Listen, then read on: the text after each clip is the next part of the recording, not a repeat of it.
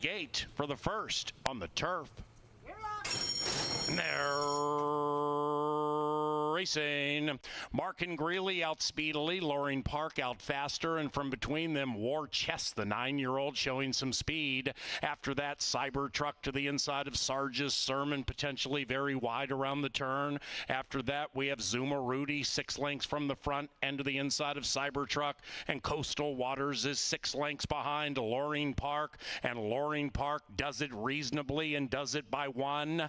War Chest lay second to the inside of Stablemate Inesperado. That one's to the inside of Sarge's Sermon, 4, 5 wide around the turn. Loring Park nearly 2. After that, Mark and Greeley sequestered to the inside of Zumarudi. Outside of that, Cybertruck and Coastal Waters is now 8 lengths from the lead. Up the barn side they go on the Canterbury turf. And the veteran War Chest, the 9-year-old, attempting to join Loring Park. Inesperado loose-reined and being pushed on a bit, about 2.5, 3 out of it. Mark and Greeley trying to make a mark from the inside. Zumarudi between them outside of that Sarge's Sermon. Then it's Coastal Waters to the inside of Cybertruck. And 8 are sardined by 4. And Loring Park still leads it by a head. War Chest continues to bug. And they're now on level terms. They travel in perfect harmony at the top of the stretch. Loring Park perhaps still ahead. War Chest 5 clear. Sarge's Sermon. Inesperado drops out of it, and here they come.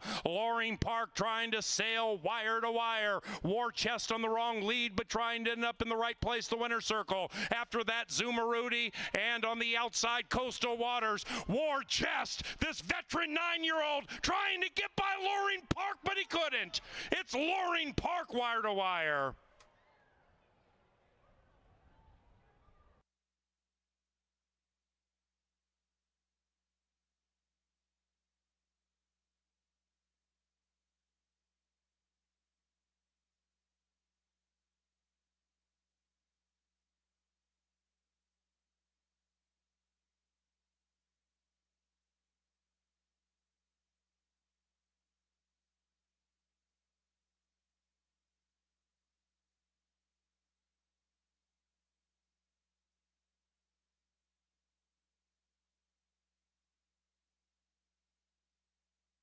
There in the gate.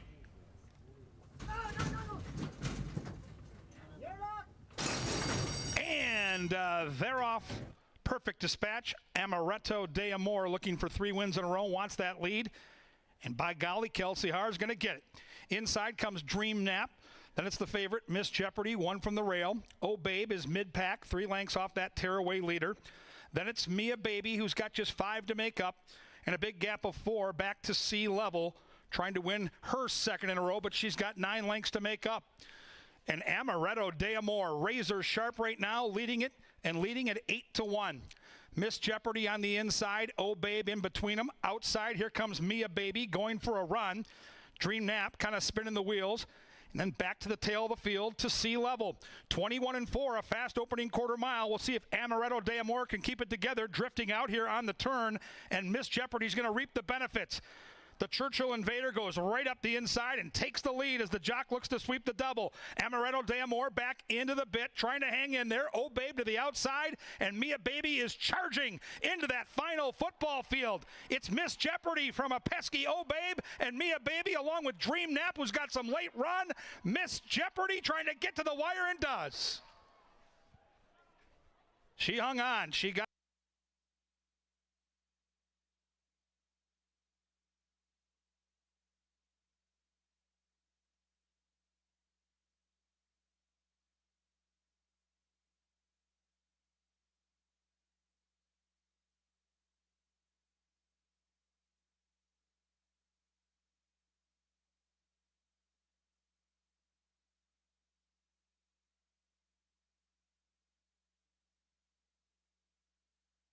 Favorite, last in. And they're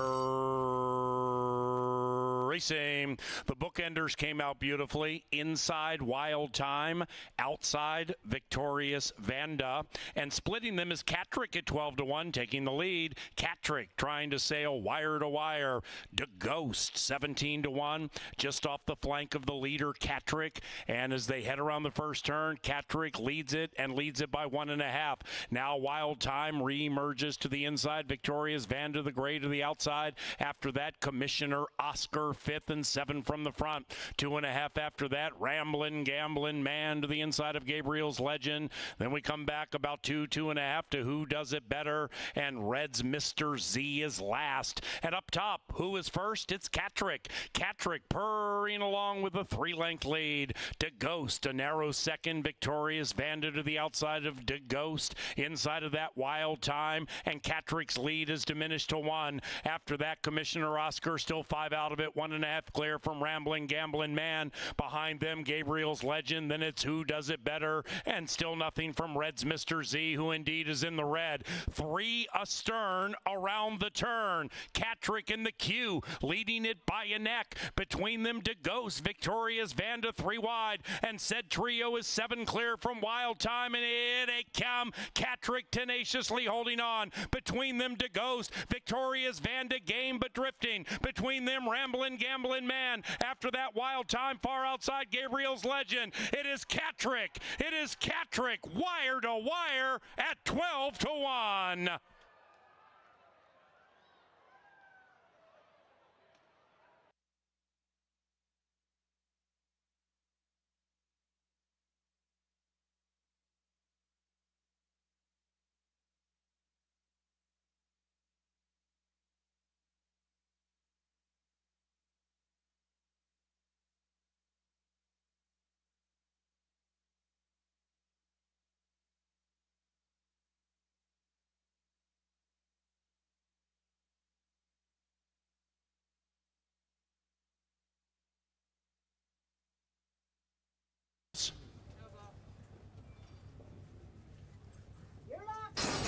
And they're racing. Slow beginning for Coca-Lina. Great beginning for Pepper and Mint between runners. Dashing Darling with those shades, flashing speed. Flatter Me Baby, 3 wide of said duo. After that, it's 2, maybe 3, now 4 lengths back to take charge. Lila about to be joined by Vintage Port, 8 lengths out of it to the outside of Gopher's Axe, debuting 8 out of it, and about 5-6 clear from Coca-Lina. Flatter Me Baby, Flatter Me Baby pulls Guillermo Rodriguez to a 1-length lead. Pepper and Mint fights back to the inside. After that, Dashing Darling about 3-4 clear from Gopher's Axe, who's running on to the inside. Flatter Me Baby trying to put away a tenacious Pepper and Mint into the final furlong, and she's done it. Flatter Me Baby looking beautiful and opening up an insurmountable lead. Flatter Me Baby is gone.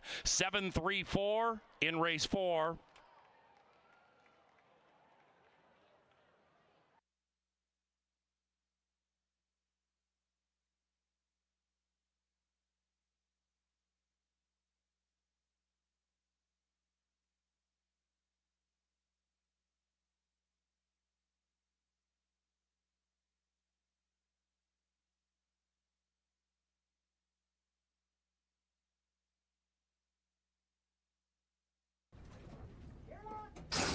And they're racing. Great beginning, and great beginning for Johnny Begani. Bet down to 2-1. Johnny Begani, speedy. Likewise for Cross the Causeway, who gets down into that 2-path, and 1 and 8 go fast. Right next to them, Blue Jay Way, now about 2.5 out of it as they head around the first turn. After that, we have Supreme Leader. That one's advancing to be about 3 from the front as the early pace slows down. Star Mission, 5 out of it, and running by Supreme Leader.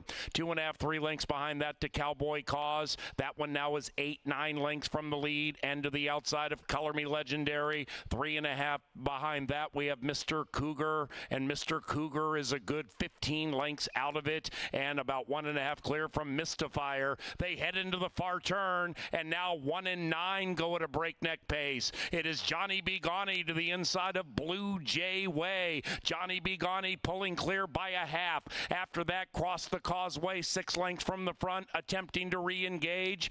Then we come to Supreme Leader. That one's spinning the wheels, overtaken by Star Mission. Behind that, Color Me Legendary's running on. Likewise for Mystifier, running on from second last. And they're chasing Johnny, who's trying to be Gawney. It is Johnny B. Gawney leading it by 5. Outside Star Mission. Next to that one is Supreme Leader. Mystifier closing fast. That's it for Johnny. He's all done. Johnny heading back to the barn, and up goes Supreme Leader. That one's 9-1. Supreme Leader with a supreme upset. 5-2-10 in race 5.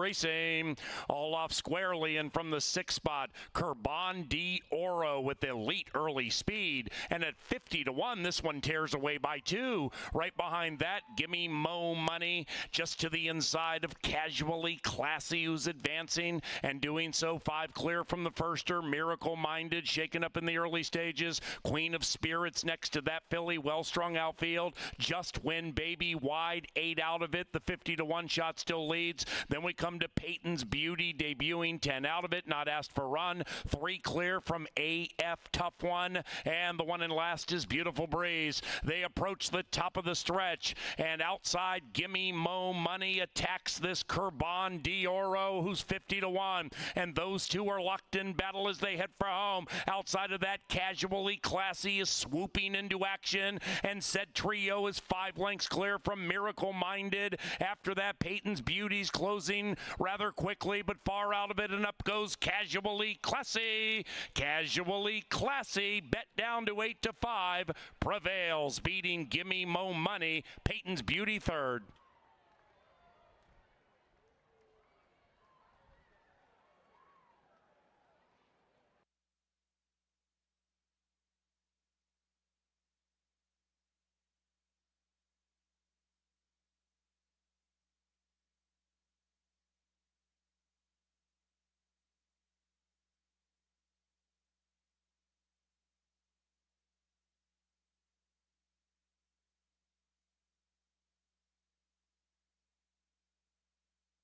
Cam.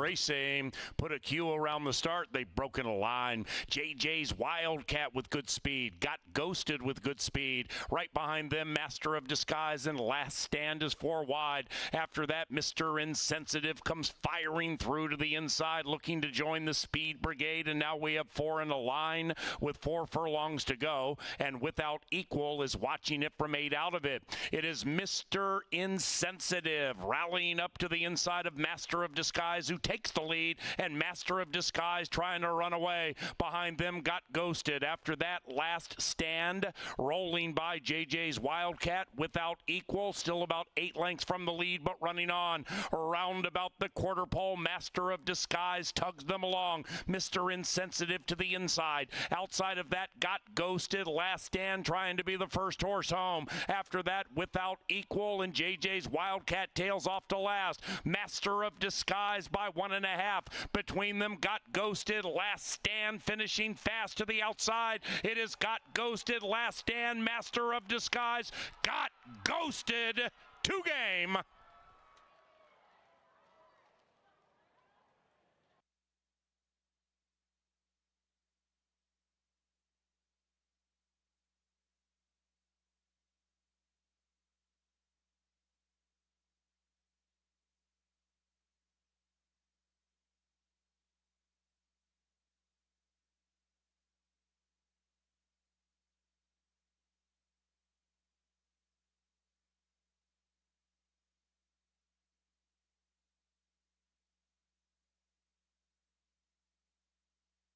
Is Oscar Quitos.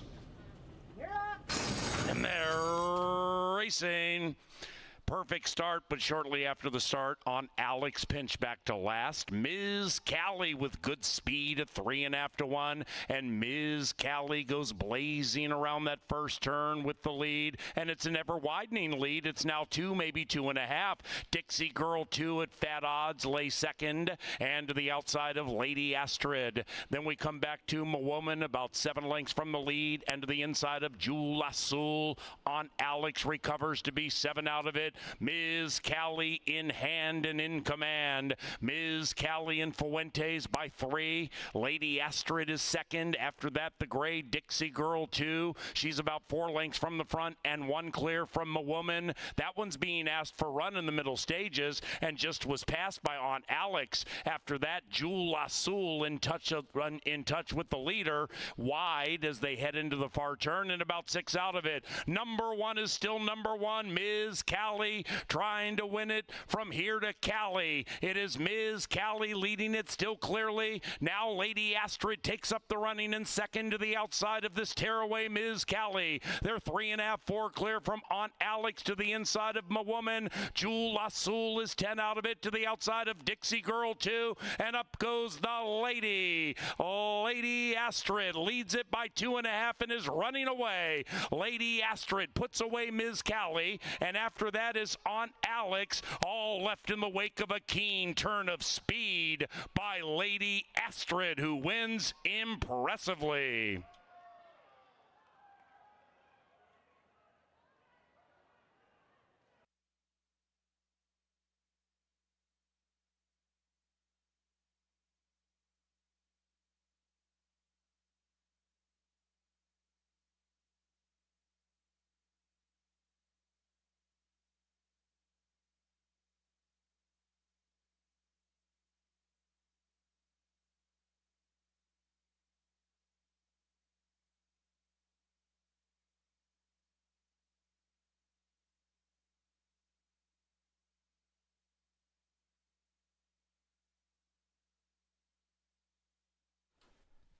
Ladies and gentlemen, please rise for the playing of our national anthem.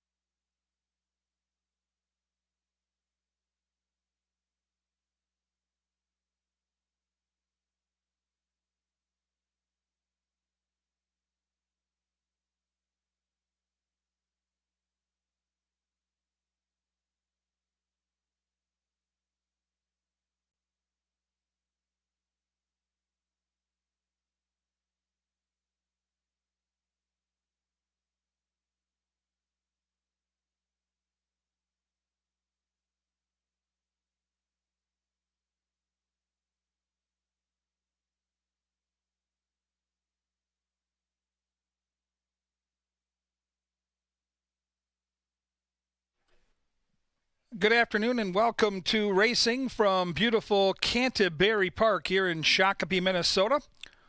We're under mostly cloudy skies. The main track is fast and the turf course is listed at firm. If you'll get your programs handy, we'll go over the changes on tonight's 8-race card. Race 1, scratch the 2, Strabel. Race 1, take out the 2, who was an MTO.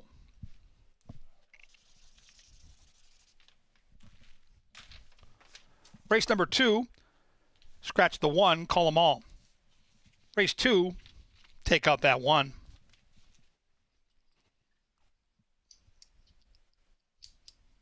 In race 3, scratch the 1, Elegance and Tonic.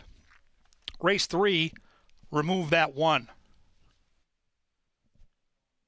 In race 4, scratch the 7, Neoteric. Race 4, take out the 7.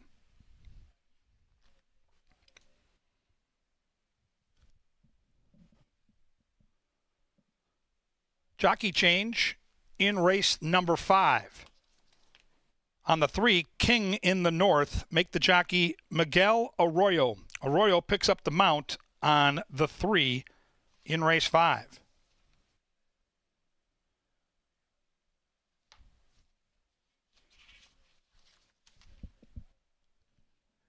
In race number 6, number 4, Knighted, now ridden by Alfredo Barejas. Race 6, the 4, now the jockey is Barejas.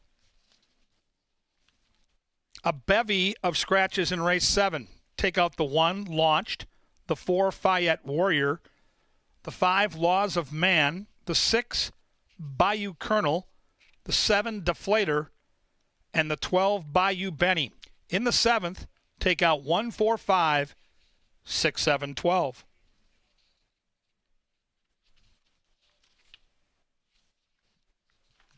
And in race number 7,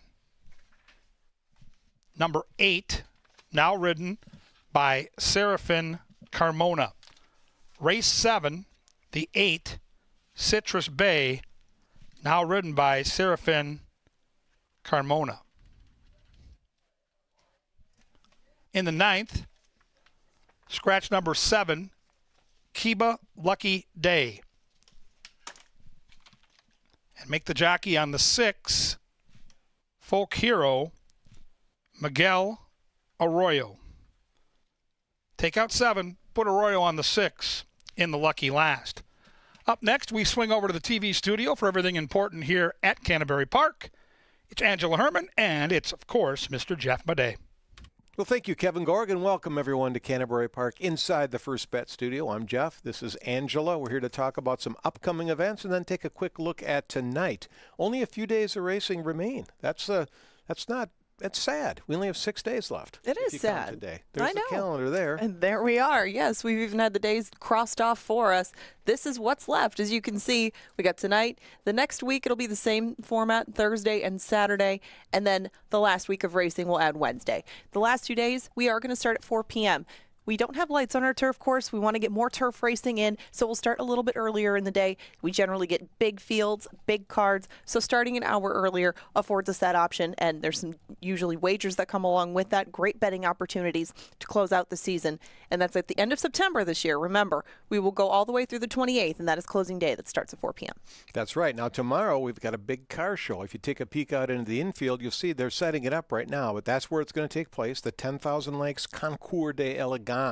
With cars from, when was the automobile invented? I don't know for sure. So let's just say it's from the 30s through 1970. So there's going to be some really, really cool cars out there. Well worth seeing. It runs from 10 until 4 o'clock. You can get your tickets online at CanterburyPark.com. Yeah, that's a big deal. They're going to be here bright and early getting that all set up. It's going to be quite the show. We've had some new experiences this year, and this is one of them. It's going to be very cool to see all those set up out there. And just another thing that we do out here that not all tracks do. Not sure you see that all over the place. No Chevy Cruze section, however, at this car show. Well, we can for $5, you can get a couple of cruises included in your tour, and we'll just take you to a different part of the property. There you go. Now, Thursday racing, fun. Yeah, it is fun. And it's a little less expensive than the everyday race day because we have $5 admission, we have $5 beers, and we've had some good cards lined up on these Thursdays that start at 5 p.m. Take your work day, lead it right into $5 admissions, beers, and hopefully some money to go along with it because the payouts, once again, were very good over especially some of the superfectas over the last few racing days. It has really been a theme from start to finish. You always expect it to get a little bit more formful as the season goes on. And even if we've had a couple of days mixed in there, they've been few and far between. For the most part, there has been a steady diet of UFOs, you might say, but just some good priced horses that spice up the payouts in all respects. Absolutely. That comes Thursday, $5. Now, we've got the final 2 Saturdays, the ultimate Oktoberfest celebration right out here at Canterbury Park during the races. You can see, kind of speaks for itself. Brews, good eats, live music, and games. Live music. Tuba Mike and the Riverbend Dutchman are playing on the 21st. And I don't know if you're familiar with them. I mean, they're known for their waltzes, like one of your favorites, The Prettiest Girl in Idaho. And polkas like More Wine Fraulein. So that's what they're known for, and they're going to be playing them all. That's the 21st. Big Tuba, or Big Mike, and his Riverbend Dutchman. And then the 28th, Uncle Chuck. Uncle Chunk, a renowned polka band. So we bring you really good entertainment combined with the racing. There's all sorts of German-themed contests, like Best Beard. Neil might get into the Best Beard contest. I think if he's not, I'm backing him. I'm going to sponsor. I would nominate him. That is my best friend in the world, and you may know him by his beard. If you've ever set foot in the facility, it is a prize-winning beard. I guess that remains to be seen, but we could get him into that contest for Oktoberfest. A lot of German people in Minnesota. It is tuba season, if you're not aware of that out there, and that's all encompassed in those 2 days of Oktoberfest. Back to the Loffer leaderboard, because the Riders race has been getting more intriguing as the meet goes on, and it's just got closer. Really between the top three, as now just 5 separates our top rider from our third place rider, Eddie Gallardo, who I personally think might have a good night. I don't know how you fancy the top 3 maybe making their moves in the standings, but I thought that maybe he could take second back from Serafin Carmona, but that's been a good battle between those two. Even within a race day, they've gone very much back and forth and made it a nice race that started as a runaway for Luis Fuentes. And Carmona now just 4 behind Luis Fuentes. Of course, Serafin Carmona, he's an apprentice. He's a rookie jockey represented by super agent Chuck Costanza, who at the beginning of the meet, he told us, he said, Serafin's going to be a factor. And lo and behold, he is. Yeah, works hard, results show. Now, Mac Robertson, he works hard. It's going to be tough to catch him. I don't know how many horses Jose Silva Jr. has, but an 11-win lead is going to be tough to overcome. Well, he sure bought a lot lately. There's been a lot of claiming going on by the Silva barn, but yes, Mac Robertson is still leading the way. One of the names that's synonymous with Serafin Carmona this year. They have teamed up with a lot of winners, and he still sits atop the trainer standings by quite the margin, 11 between him and Jose Silva Jr. Joel Burnt still in third, 23 well clear of the others, but very tight below that. And I thought maybe some wins with the 2-year-olds coming from one of those barns a little later in both today and the weekend.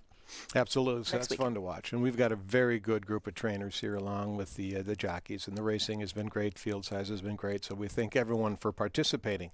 And another thing the owners can participate in is, if you look out into the winner's circle to the left, there's a bell hanging there. Why is it there? It's there to benefit the Leg Up Fund, which is a 501c3 that helps out riders who get injured. That was its original cause, and now it's kind of expanded to help other benevolent causes on the backstretch. So if the owners that win can go over and ring that bell and contribute a minimum of $100 or more, like Slow Roll Stables did when they won the other night with Yamils. So we thank the owners that ring the bell. I saw Kelsey Haar. She won the nightcap.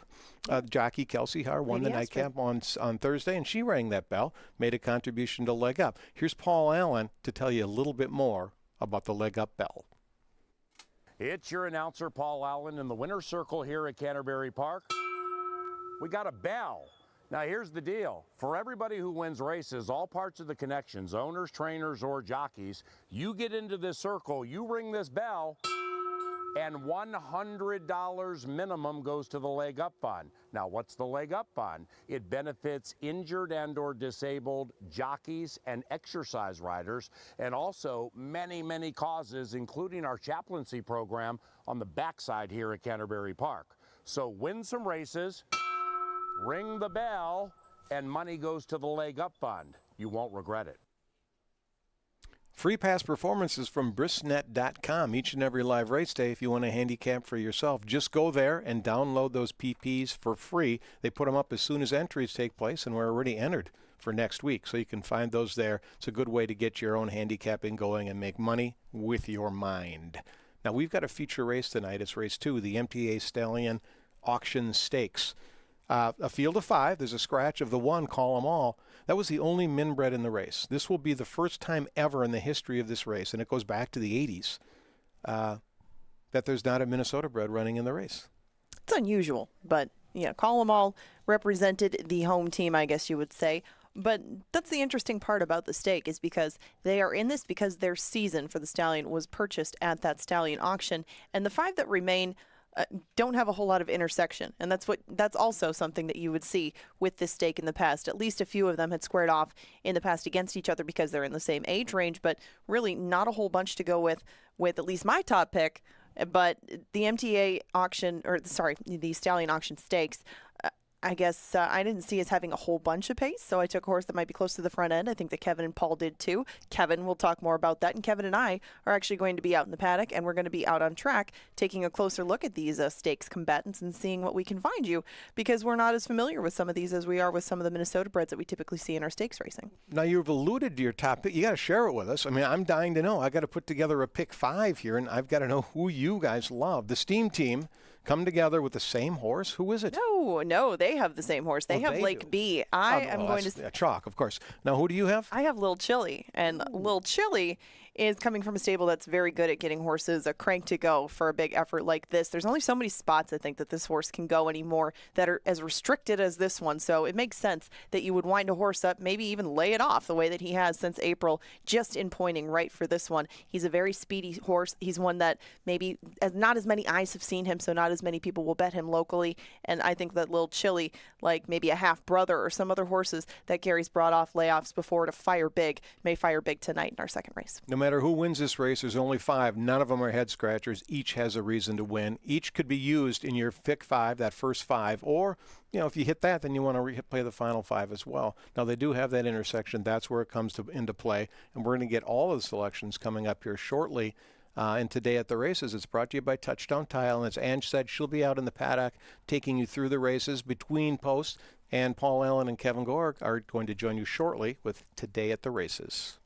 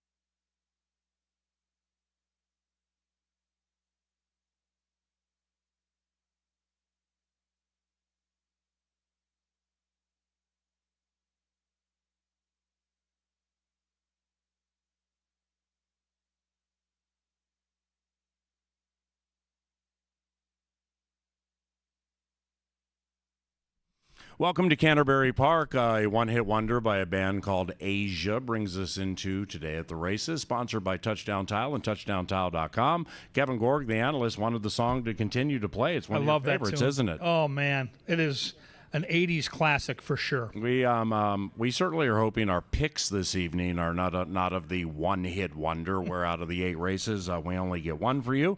We've had some rain here in Shakopee in deep stretch of the 2024 season, and we are fast and firm with a couple of pick 5s, both with a horse racing low 10% takeout. We have one beginning in race 1, and CanterburyPark.com is where you can get the information for everything we do on and off the track. And when I say we're in deep deep stretch.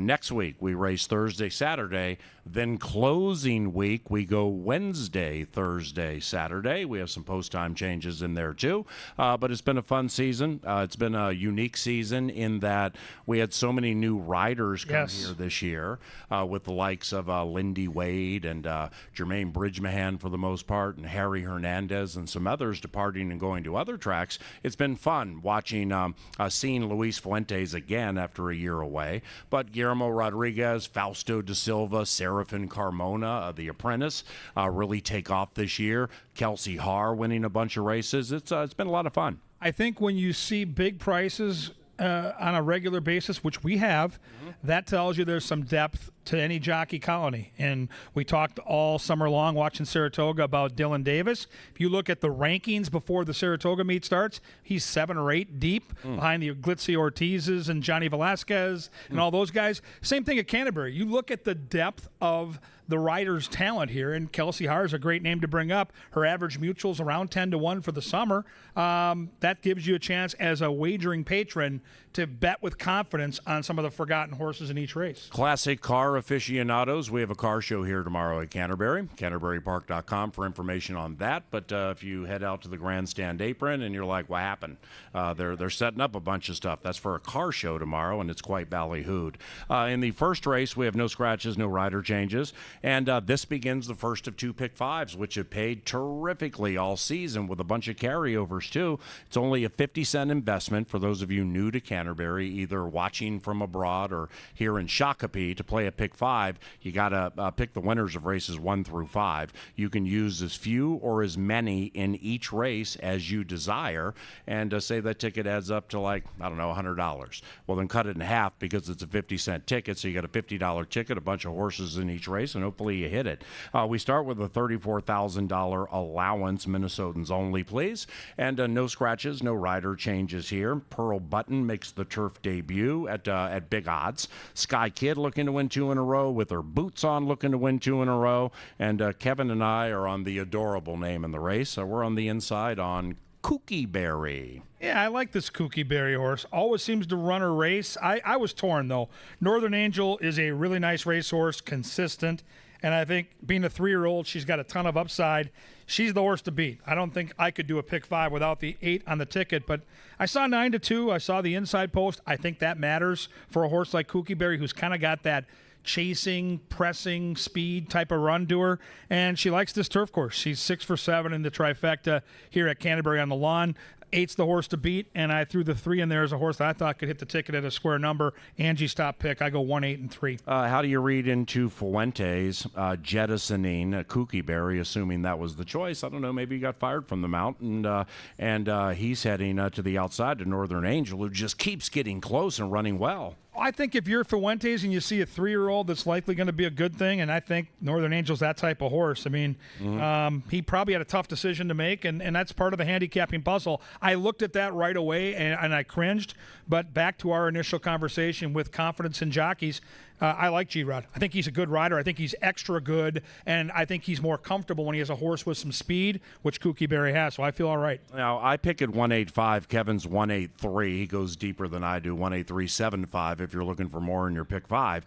But I take Kooky Berry to win. Probably will make a win bet if I can get 4.5, 5-1 or higher. But I do have one more question here because number 5, Sky Kid, could be any kind.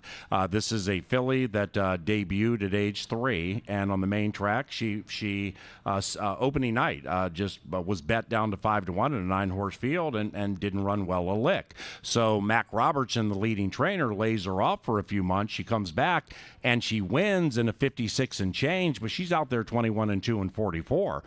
Now she stretches out. She's a Sky and Sea with Lemon Drop Kid on the top, so she's absolutely bred for a mile or longer on the turf. She was the tough one in here for me because she could be any kind. Oh, and she'll handle the distance. She's not going to get beat by the distance. I just thought there was enough other speed in the race. Lemon Drop Kid is not only a great turf sire, but a Belmont winner, so the distance won't be the issue for that rake homebred. If she's loose and they let her get comfortable, I mean, Eddie will put him to sleep. I mean, it's a part of the puzzle here for sure. I ended up on Kooky Berry because she's distance tested, surface tested, and also is blessed with speed. Race number 2, the MTA Stallion Auction Stakes. Go on over there, brother. No, you're not going to be on camera. Don't worry. You're fine. Yeah, just go ahead, man. That's cool. All right, we'll wait for you. Hey, stop right there so you can be on camera. They want to see you at Arapahoe. Oh, goodness. Become the talk of Colorado. Arapahoe, the Rushton gang is gone. They must have gone back to Colorado. Racetrack. Scratch number 1, call them all in our stakes race. 4, 6, 5 for me. Kevin and I both like number 4, Lake B. Angela, the third member of the Steam team, adroitly is on number 3, Lil Chili, taking a shot there. What kind of price do you think Lake B will be, and why do you like him? Well, battle tested, right? I mean, 4 wins, 15 starts, always shows up. I mean, this was the easy way out. This horse always seems to be right there. I mean, chased Hap Hot last time, who's a really nice older horse. But I was tempted. I got to tell you, a little chilly with the wind chill factor as the dam. Super tempted on that horse. I'm a huge Gary Shear fan. So in my pick 5, I'm only going to use 2 horses. I'm going to use the 3 and the 4. For me, it was a really hard call, but I went with the seasoning of Lake B off those races against older horses. To the third race now, and in the third race, we begin to pick 3 on races 3, 4, and 5. This is a turf race, and once again, the turf is firm. Scratch number 1, Elegance and Tonic. Shabam, number 3 is trying to win 2 in a row. She has some Minnesota immortality to her. She's run here all of her career. She's an 8-year-old mare who's made a fair amount of money. John Mentz is one of our more dedicated owners over a couple of decades. Mac and Serafin Carmona, you can't be mad at that. Somehow I ended up on number 6, Warriors Moon. Why do you like number 3, Shabam? Well, I went back and watched that replay last time from September 5th, and I get it, only 8 days rest. That's pesky late in the year, but she just looked so stylish doing it. She galloped out beautifully. I think there's more in the tank. I think she's sharp right now, and from post 2 now with the scratch of Elegance and Tonic, she's going to get a really good stalking trip. The 9 is the obvious horse that fits here. I don't like that post position, but I am super intrigued by your angle on the 6 because you have popped a handful of times this summer on the turf with horses just like this that had escaped, my handicapping angle. And this is a double-digit horse, Paul. Tell us more. It's a cyclical game, and this angle has worked for me for years. It doesn't always hit, but trainers and jockeys and horses, they go in cycles. Eduardo Gallardo is the hottest jockey at the track right now. Luis Fuentes is the leader, and Luis might have a big night tonight. Serafin Carmona also right there. So I'll keep my eyes on those riders early in a racing week or over the course of a week or two and just see how they're mounted. I like Eduardo Gallardo's confidence with which he's riding right now, specifically on the turf. And I think this is an upset-laden race where I see a bunch of horses that continue to beat each other. Like Hurricane Hunter will win 1, Shabam wins 1, and like a bunch of them finish 3rd, 4th, 5th in that race. They're just taking turns beating each other. Fall Moon is a wild card in here for me. With Fall Moon, I caught the mare at 5-2, and then I came back and bet her the next time, and I lost, and I didn't bet her last time, but she's capable of winning on this turf course, and she has 2 wins at this distance, and this is a quirky distance of 1 mile and a 16th. Now, my horse, Warriors Moon, has only tried the distance once, but I know I'm going to be close to the lead. I know I have a rider who absolutely knows how to handle this turf course, and I think I'm going to get 10-1 or higher. So I'm going to try number 6 to win. I'm going to pick it 6-9-3 in race number 3. The 4th race begins our second of 2 pick 5s. Again, a horse racing low 10% takeout. It truly, as a wagering public, it truly behooves you to play the Canterbury Park pick 5, even if you just play it for 50 cents, because the advantage you get from the takeout being a nation low, it's immense, and we've seen it in the payoffs all year. Race number 4, beginning that second pick 5, scratch number 7, Neoteric. Number 8, Mustache You a Question is a gelding. Mouse checked. So that's validated. We have 9 battling here. Kevin likes number 1. We Need a Favor. Yeah, the outside 2 horses, to me, were the first I migrated towards. I'm going to use them in my pick 5, no question. And then I looked for something sneaky. This is a 2-year-old race where I think there's some upset potential. And I went back and watched the replay again of We Need a Favor's debut, made a sharp move around the turn, and then really nice move. Got a little flat in the stretch. But I look at the bloodlines in this horse, and I don't see a ton of turf. And now we're going to the dirt where I think this horse might have a future. And if this horse can overcome a tricky post, because it doesn't look like he's blessed with a ton of early speed, if he doesn't mind the kickback, which for the first time he's going to get some of that tonight, I think this horse has talent. And I think Kelsey Haar is more than capable of snuggling up on that rail, and if the 9 and 10 don't bring their A game, I think this horse can come get them late. So I'll go 1, 9, and 10. 9 is really going to be tough to catch and tough to beat, but I think this one is sneaky, Paul. 10, 1, 6 for me. 10, 1, 6 for me. I took the first-time starter Infinity Factor. I don't take a lot of first-time starters because I like to watch them so we can get past performances and like equity. Like the horse Kevin talked about on the inside, We Need a Favor. That horse made a massive move around the turn. Looked like it probably was going to win. Then all of a sudden everything flattened out. Took that one second for sure. But with Infinity Factor, the trainer Cody Rosine is about 25% this season. He's always a high percentage trainer here, 15 on the year, which is good. He and Gallardo win 21% of the time. I got Eddie G again.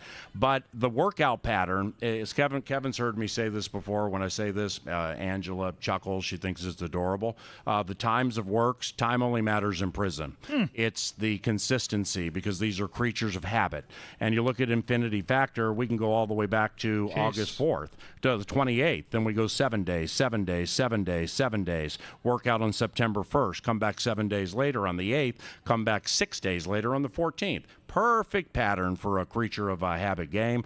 And when Rosine works his horses like 48 and below, these nice faster works, I just think that they're bred to run, and he is geared up to run. Plus, they paid $32,000 for the horse, so you better giddy up right out of the gate. I'm going to go 10, 1, 6 in race number 4. The fifth race begins the second and final pick 4 we have today at Canterbury. Same as the pick 5, 50 cents, just one leg fewer. Number 3, King in the North, is there for Game of Thrones fans. Miguel Arroyo picks up number 3, King in the North. No scratches. I take it 4-7-2, 4-7-2. Kevin and I both on Big Producer. Yeah, I go 4, 7, and 8, and I loved the debut of Big Producer. Now, you may wonder why the horse finished 5th, but if you go back and, again, take a look at how that horse suffered through a tough trip, I mean, kind of bobbled out of the gate and then was making a really bold move into the far turn. We'll do a little video analysis in our power play segment later tonight, but really got checked badly. And then I like the way the horse closed after all that trouble, kept running, and a first-time starter that probably needed the start. Second time out, a little more experience. Now Carmona gets aboard. It adds up to me for like a 4 or 5 to 1 chance at a victory tonight. 7's a really nice horse. Debuted, popped a 71 speed figure. Whenever a good trainer, Paul, like Rosine, goes from dirt to turf after that kind of debut, this horse clearly is a horse that's going to run. So I go 4, 7, 8. The 7's going to be a handful. Yeah, absolutely agree. 4-7-2 for me. I'm going to take a stab and try to beat Bavaria Road. But in my second pick 5, I'm definitely using 4 and 7. I need to look at Kid Got Rhythm a little longer to see if I want to stretch it. But the one point of interest here for me is in that race for Big Producer last time. They kind of blanketed at the wire, like a bunch of them hit it at once.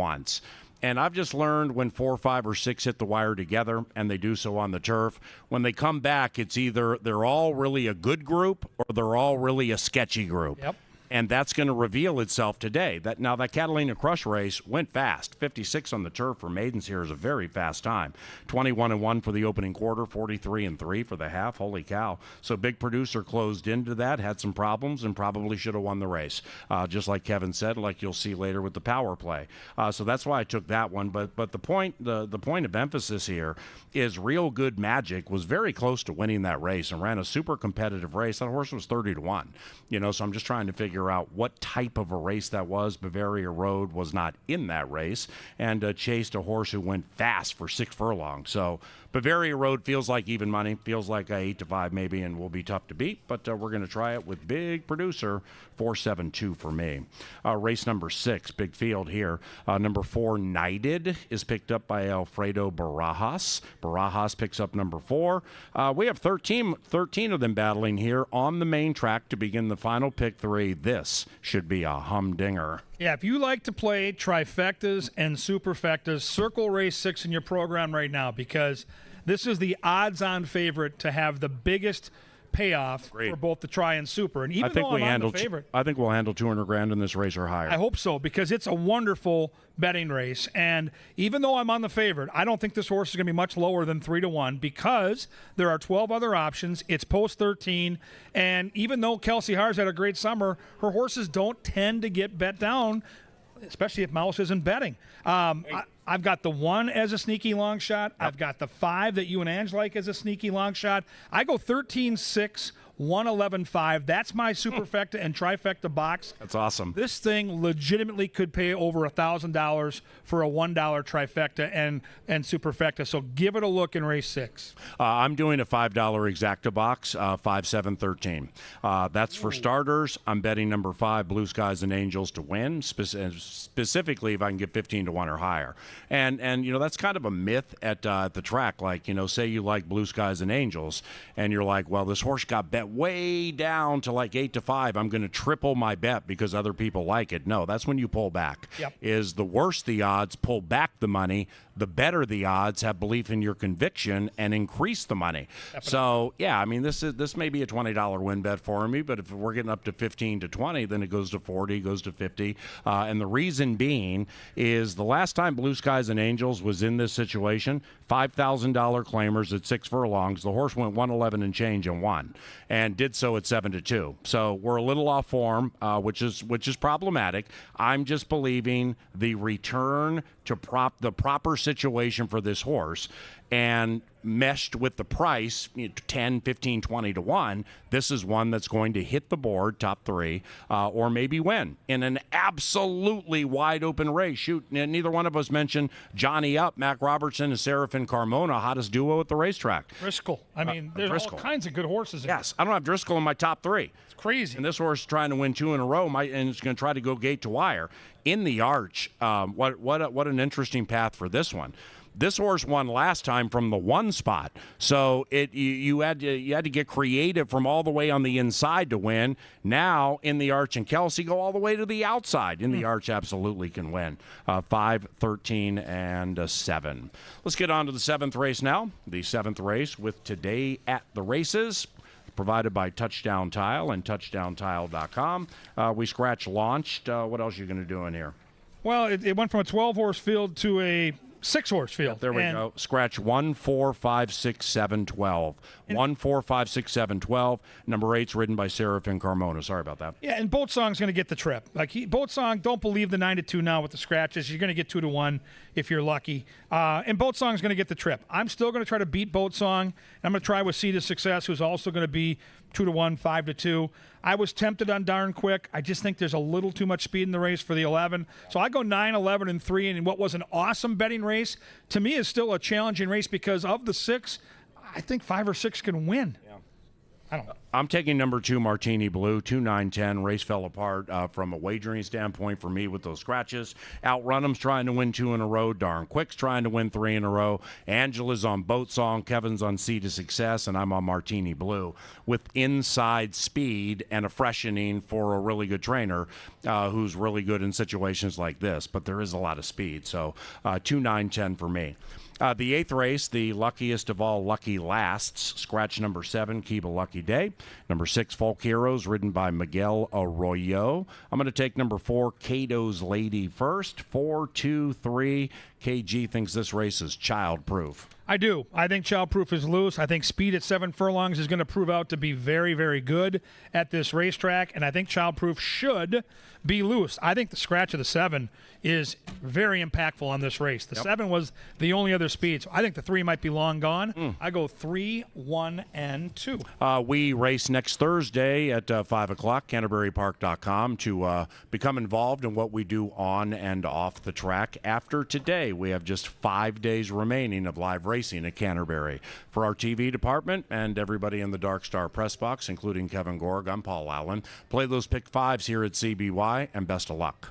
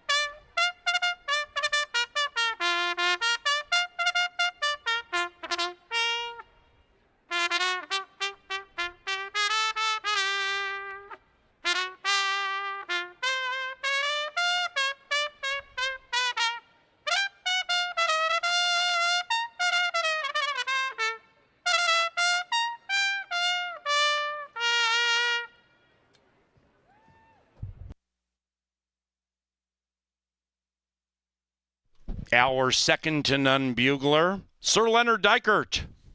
Happy Saturday to you, buddy. They walk onto the John Deere dirt, heading to the firm turf course for the first race. Scratch number 2, Strabella. First 5, pick 5, with a horse racing low, 10% takeout, 5 minutes from now.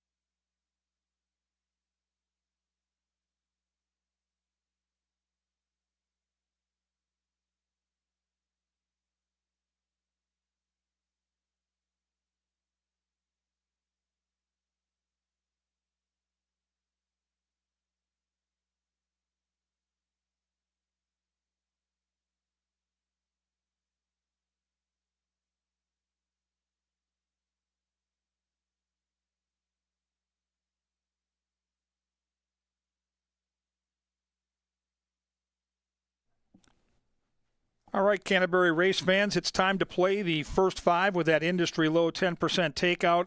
Tonight's first race is a lot like many of the races tonight. Deep fields, lots of options. So I wanted to go 5 deep. Probably could have gone even deeper. My top pick is the 1 Kooky Berry, but I like 1, 3, 5, 7, and 8 all in my pick 5 ticket. Race 2 is our stakes race on the card. Only 5 in the gate.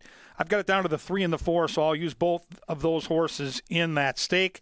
Race 3, just 2 horses. Shabam, the 3, Gypsy Wife, the 9. Race 4, I'm going to take my long shot, the 1. I think both 9 and 10 are going to be very tough to get around in that race. And if I can stay alive, I want to be alive to Big Producer, the 4 in race 5. I'll use Bavaria Road, obviously one of the big-time contenders there. If you wanted to add a horse, you could add the 8. I can do it. That's my ticket. It's a $60 ticket. You can play mine, modify mine.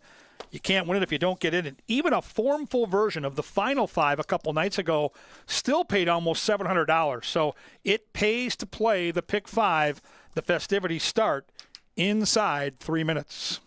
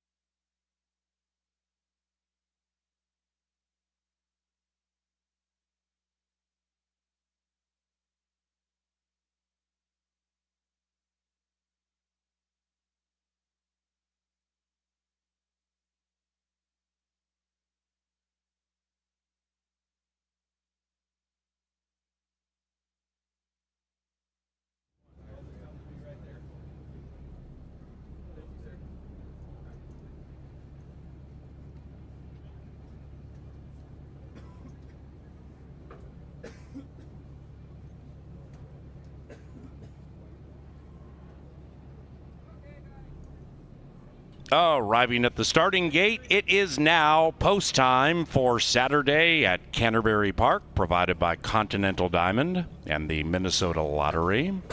We also thank Appalatos, Jim Beam, Kim Crawford Wines, Quick Trip, Pepsi, Michelob Ultra, Maker's Mark, and Loeffler, sponsors of the first race.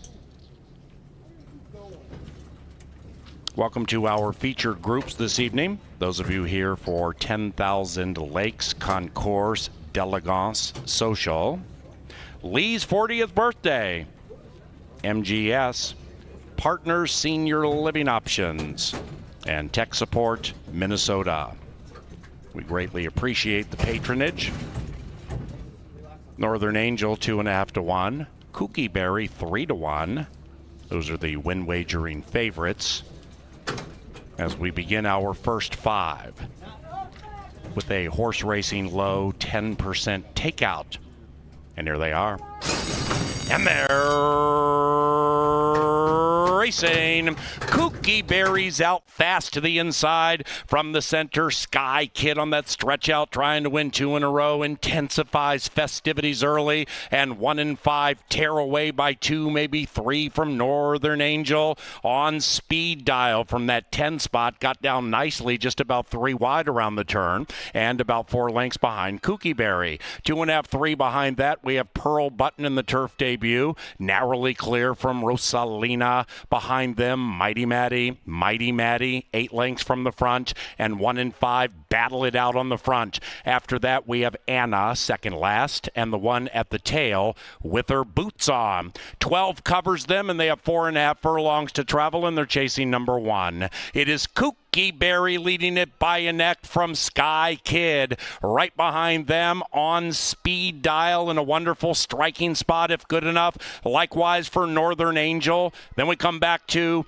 Pearl Button, who's between them, overtaken by Mighty Maddie, who's on the move now in 5th. Then we come back to Rosalina. Anna's looking for a safe place to run, and with her boots on is only 9 from the front, which belongs to Kooky Berry. Rider as the patriotic colors and the inside as they head for home. Kooky Berry distance tested, not so much for Sky Kid, who's dropping out. Kooky Berry falls into the lead, length and a half. Northern Angel taking off outside. Mighty Maddie taking off inside, and Anna's surging home late on the outside. We begin with a humdinger.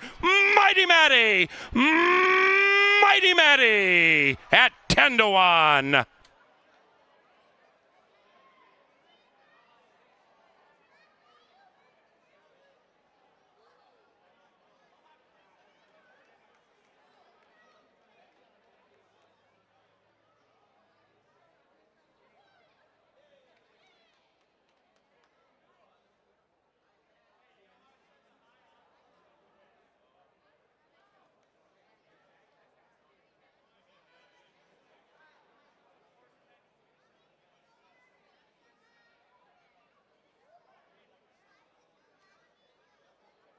Photo finish.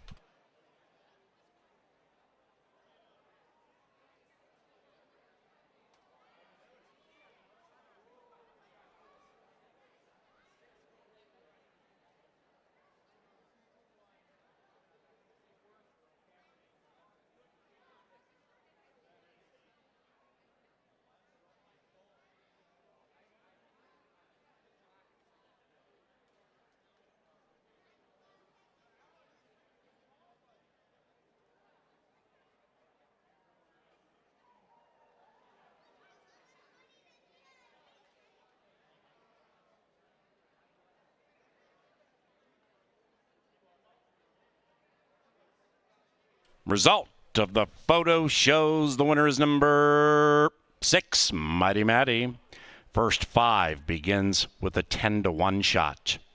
6, 8, 3, 1.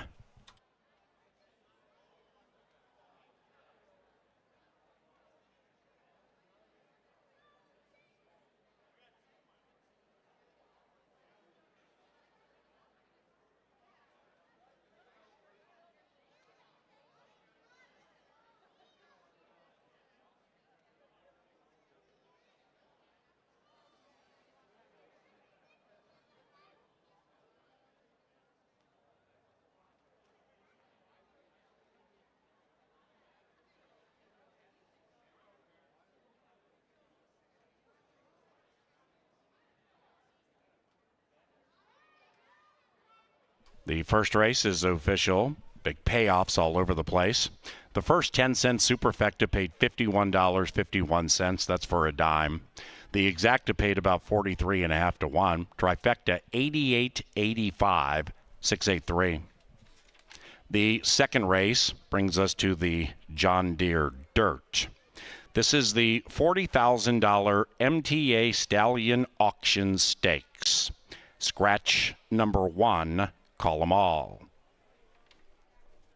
Racing at Canterbury, provided in part by Apple Autos, the official vehicle supplier to this racetrack, and also Xfinity Comcast and XfinityMobile.com. Stakes racing time about 20 minutes from now.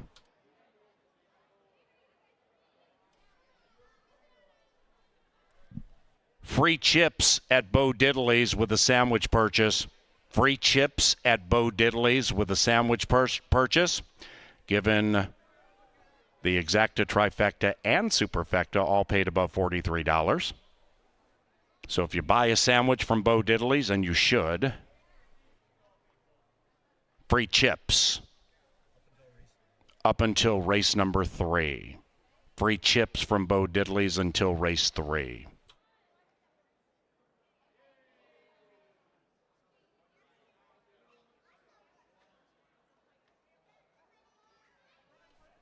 Into the winner's circle, it's Mighty Matty and Kelsey Haar. Mighty Matty is owned by Keith Anderson and the winning trainer, Lynn Rarick. Mighty Matty is a 4-year-old bay filly by Free Drop Billy out of Cambria Sunset. Bred in Minnesota by Raymond Sourwine. Behold, Matty and Kelsey.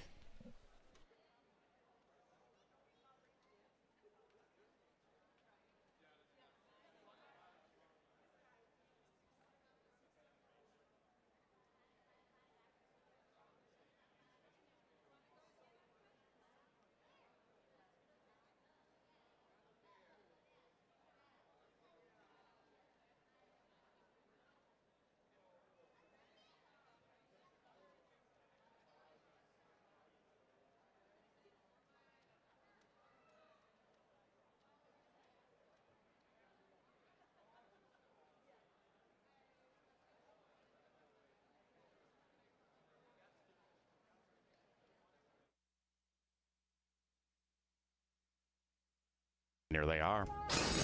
And they're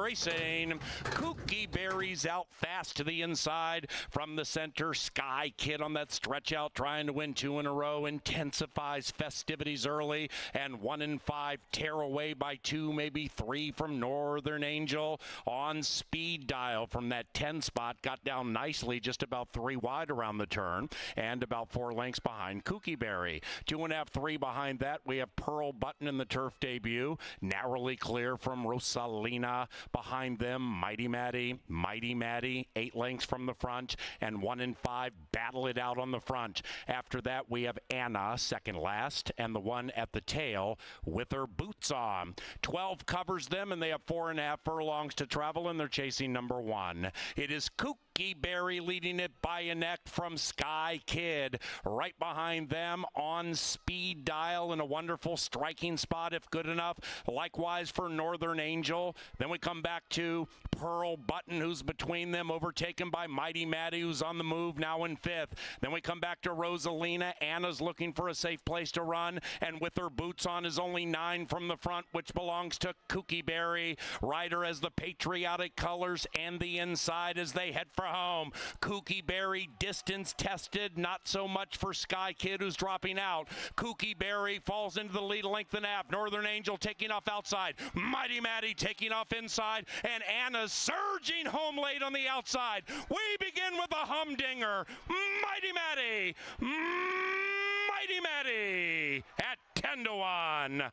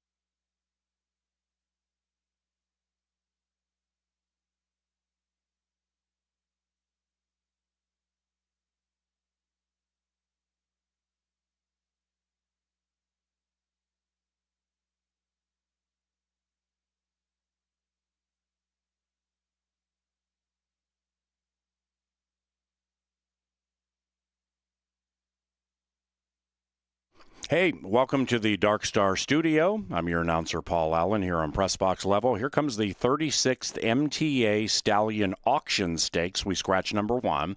And there are 3 girls going against 2 boys in a race that legitimately has provided Canterbury immortality every so often, like the greatest sprinter ever to run here, Croc Rock.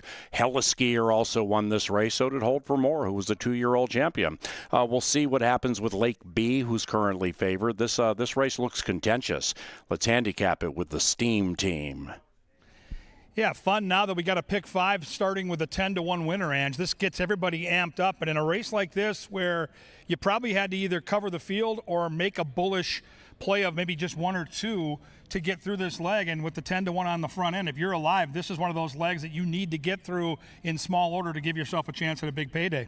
And by this point of the season, we see a lot of horses face off against each other repeatedly, like you guys were talking about in the first race. Not the case with the group in here necessarily. You have some horses coming in from different spots that bring different attributes to them, including your horse who has some speed. But in a 5-horse race, you have to really think closely about what kind of trip you think you can get because, I mean, everybody should be in a relatively good spot.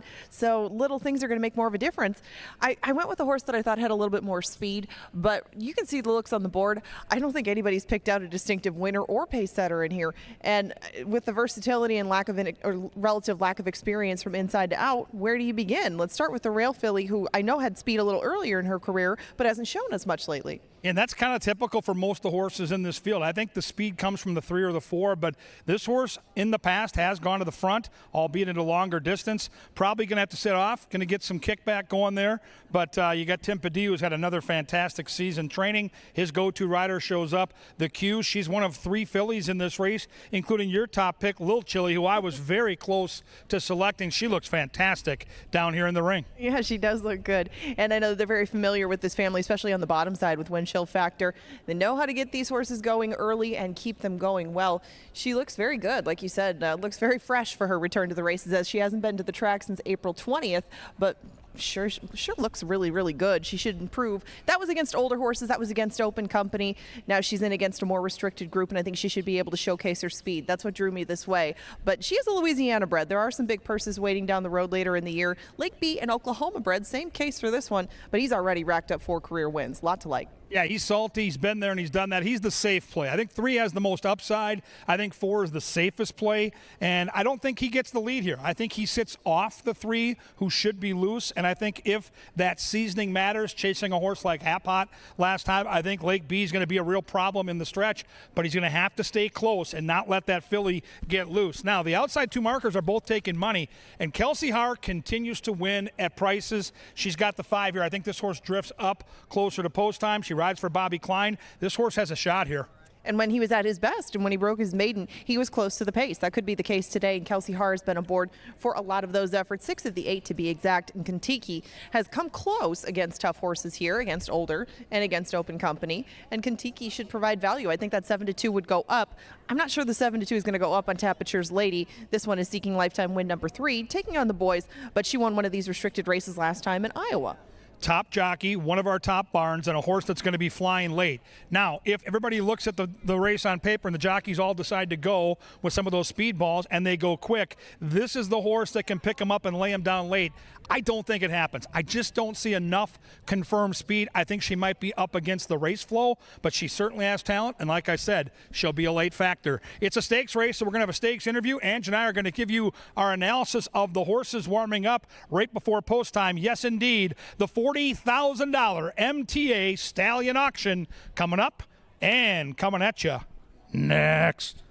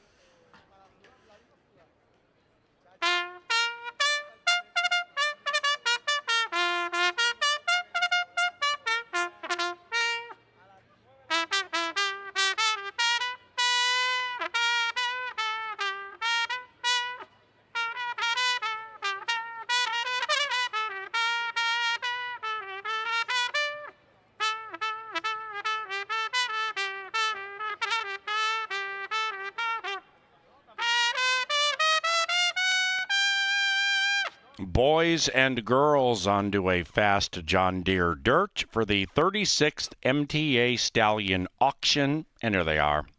Number 2 is a filly, Barb's Dream Come True. Barbara Waite owns, Tim Padilla trains, Alonzo Quinones rides. Number 3 is Little Chili and Eduardo Gallardo for Al and Bill Allwelling and Gary Shearer. Gary Shearer trains. Number 4 is Lake Bee and Alfredo Barajas. This one is owned by Silva Racing and trained by Miguel Angel Silva. Tracy Hersman and George Taylor own number 5, Kontiki. Bob Klein trains, Kelsey Haar rides. Luis Fuentes handles number 6, Capiture's Lady. This filly is owned by Rick Engel and trained by Cody Rosine. 5 minutes.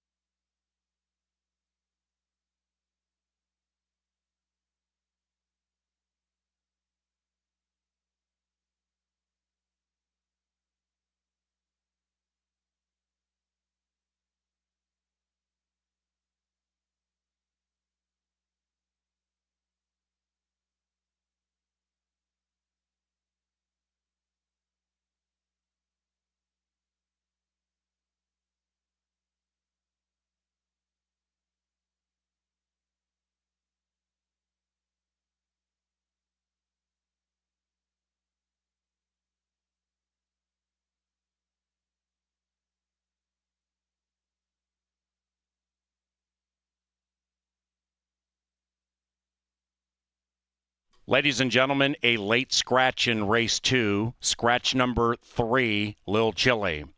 Number 3, Lil Chili, is a late scratch.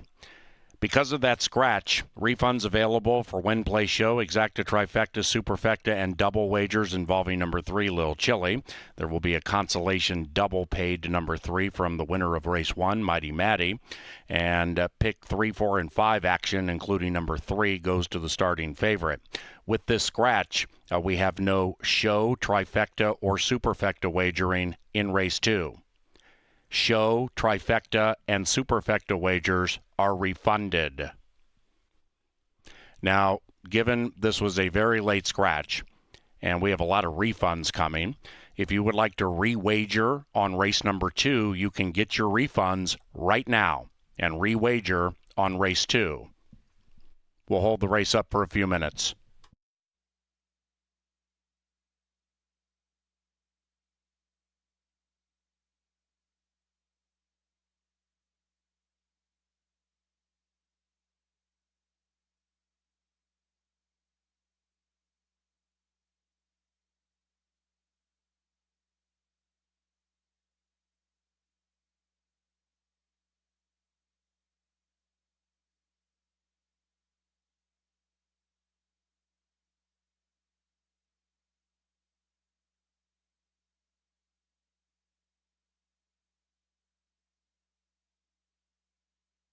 All right, Kevin and Angela, down by the finish line. We are relegated to a quartet, and Lake B is favored. Take it away.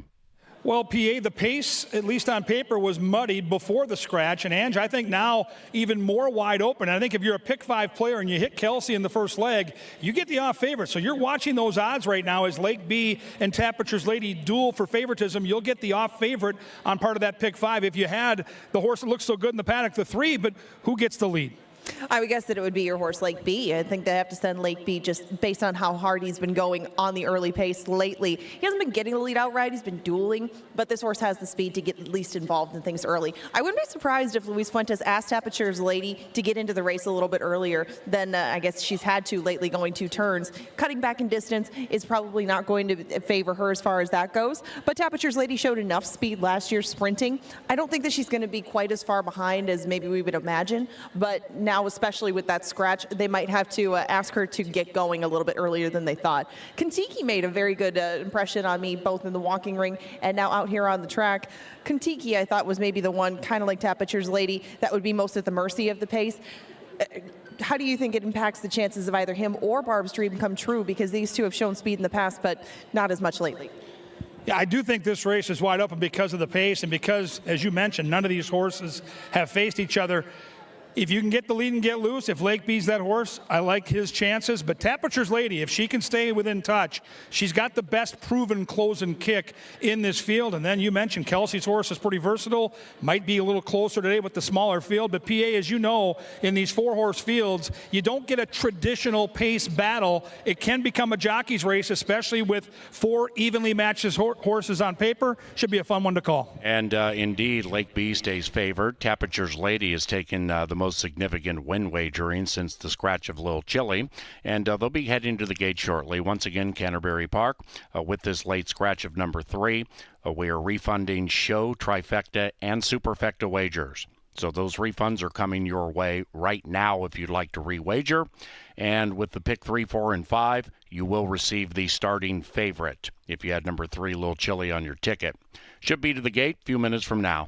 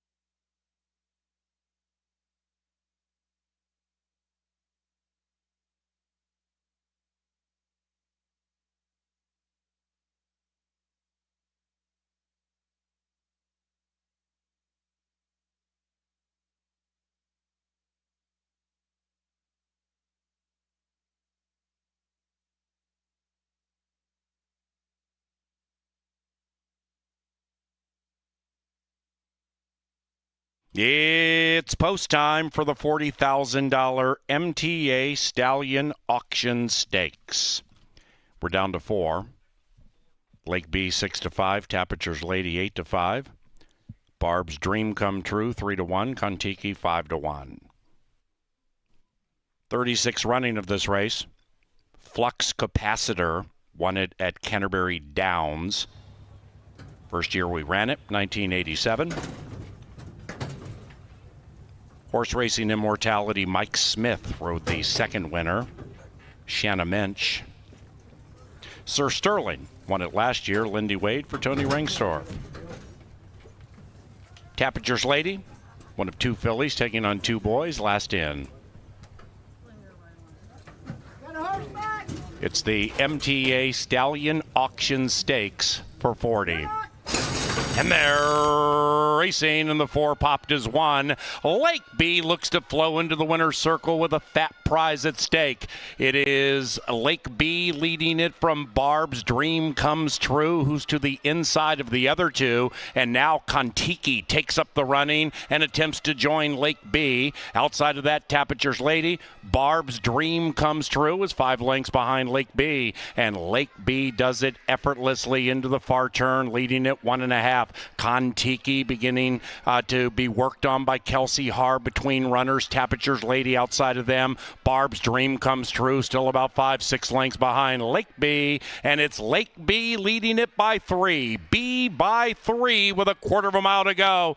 Tapiture's Lady is chasing that speedy boy. And to the outside of Kontiki. After that, Barb's Dream Comes True. Lake B in a 1-horse race at this stage. They have 2:50 to go, and Lake B and Alfredo Barajas are gone. Lake B is the MTA Stallion Auction Stakes champion. The battle for the minors is interesting. Tapiture's Lady, second, 4-6-5-2.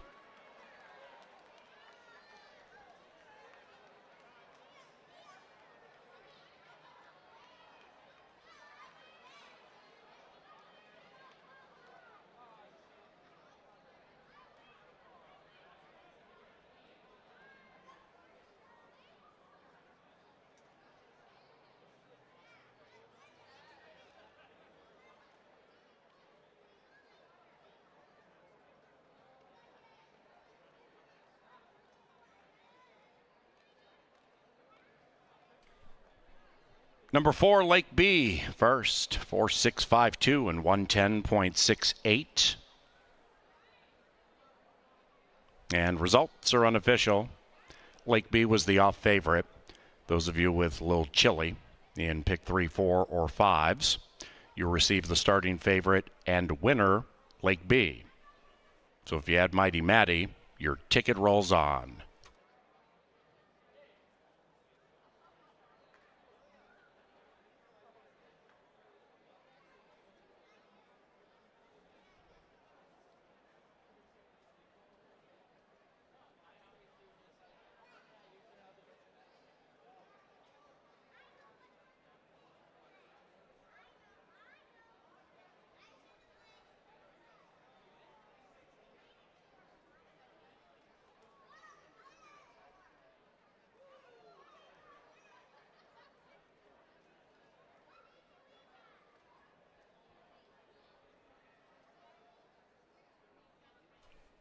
It's official. First double, 46.40. The exacta, $4.30. 19.20 for the consolation double, 6-3. The third race is on the firm turf course. Scratch number 1, Elegance and Tonic. Race 3 is courtesy of John Deere and Tri-State Bobcat. And race time is about 20 minutes from now.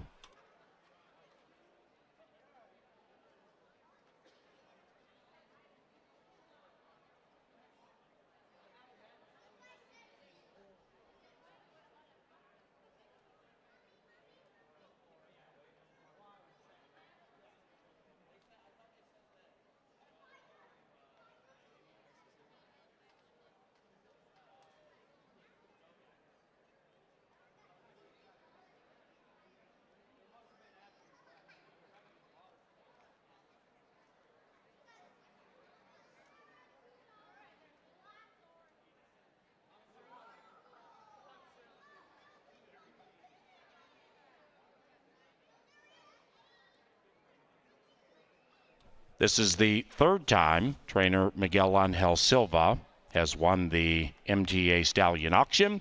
The most recent is Lake B and Alfredo Barajas. The winning owners, Silva Racing, and the winning trainer, Miguel Angel Silva. We welcome to the winner's enclosure to present the trophy to the connections of the MTA Stallion auction, Senior Manager of Racing Operations, Amber Carlisle. Third victory in this race for the Thumbs Up Gang. They won it in 2022 with Royals Lil Diva for Thumbs Up Racing, and 2018 with Speeding Kid for Lori and William Townsend.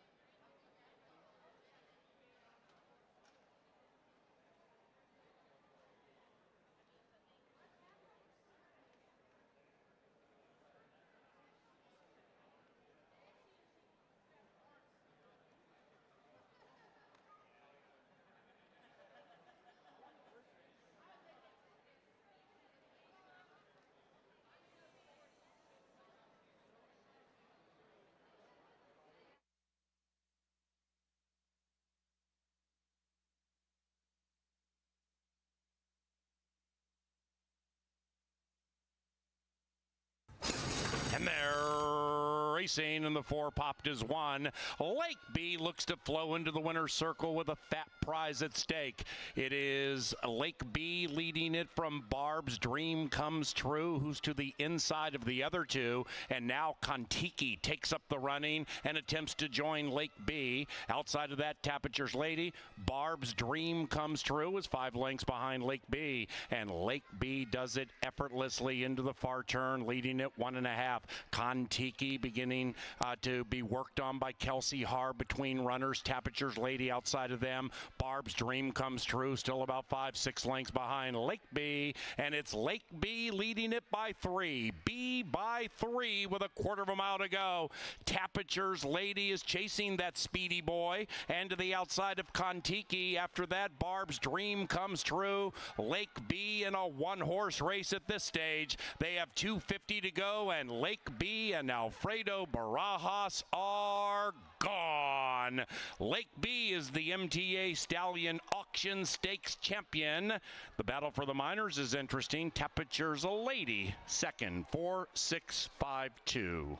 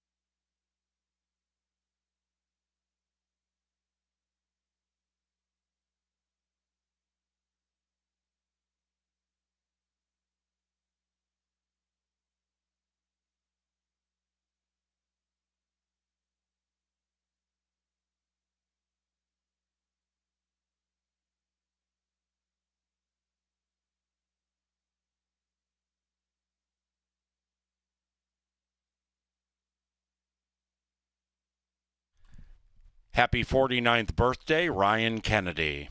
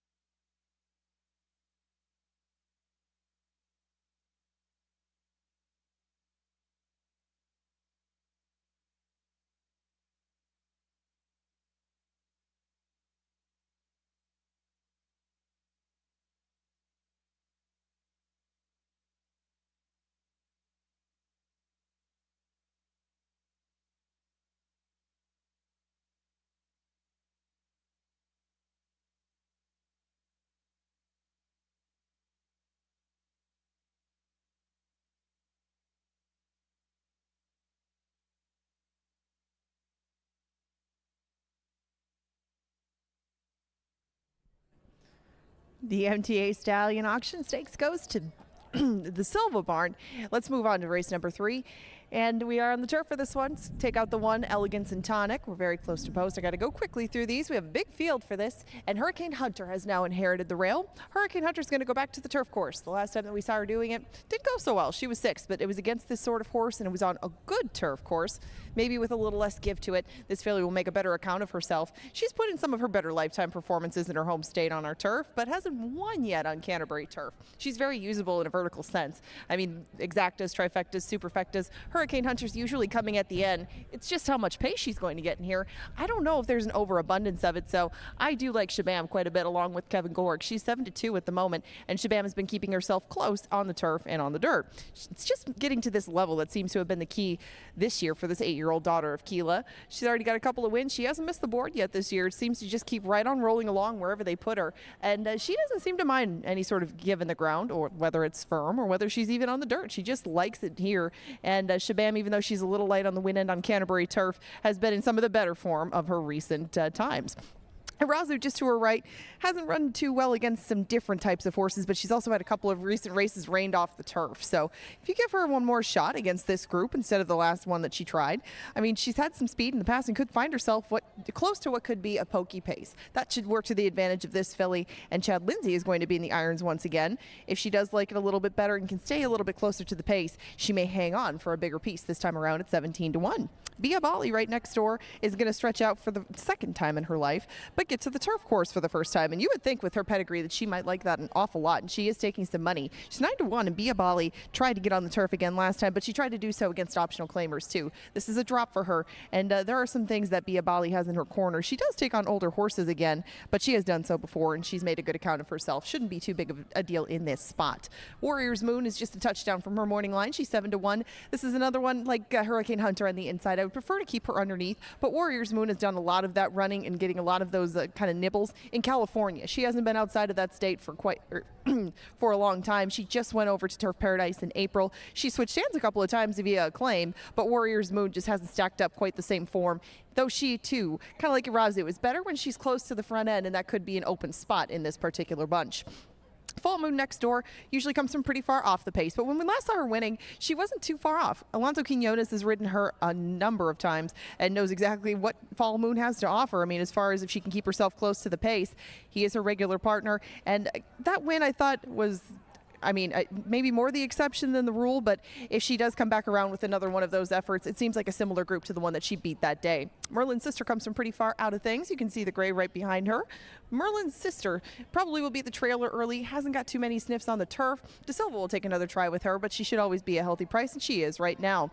Gypsy Wife has been your favorite since the opening of betting, and she looks to get her third win over our turf. That second one was earlier this summer. It's at the end of June, and it was a pretty game win. She didn't have the easiest of journeys to get to that victory, but she ended up doing so as the favorite. The problem with Gypsy Wife is that she takes a lot of money, an awful lot, and she's 8-5 at the moment. 9-1 on Balsara on the outside. The Kenny Barn brings her over to our course just for the second time. Made a good showing first time around, but with a filly with her kind of speed and that kind of post, she might really have to go if she's not going to end up 3 or 4 wide into the first turn. That's the main worry with this one, but the speed is there, the affinity for her turf course is there, and the price is much better than some of her competition to her left. This third race heads out to the track with a full wagering menu: win, play, show, exactas, tries, supers, doubles, and pick threes. All available. You got 8 minutes to post, and stay tuned. Stay by those monitors because Kevin Gorg and his power play are coming up next.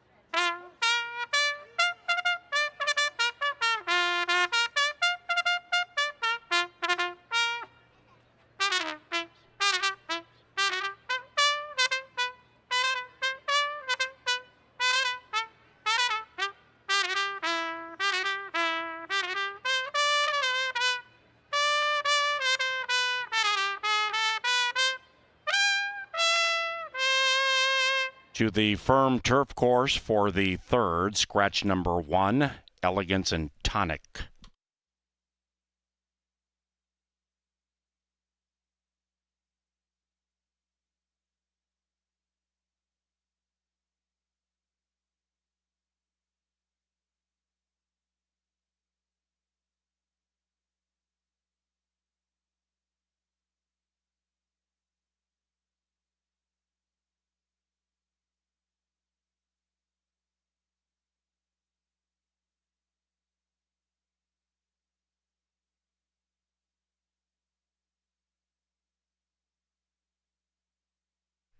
Ladies and gentlemen, a jockey change in race 6 being announced for the first time. A jockey change in race 6. In race 6, number 4, Knighted, is now ridden by Constantino Roman. Roman picks up number 4 in race 6.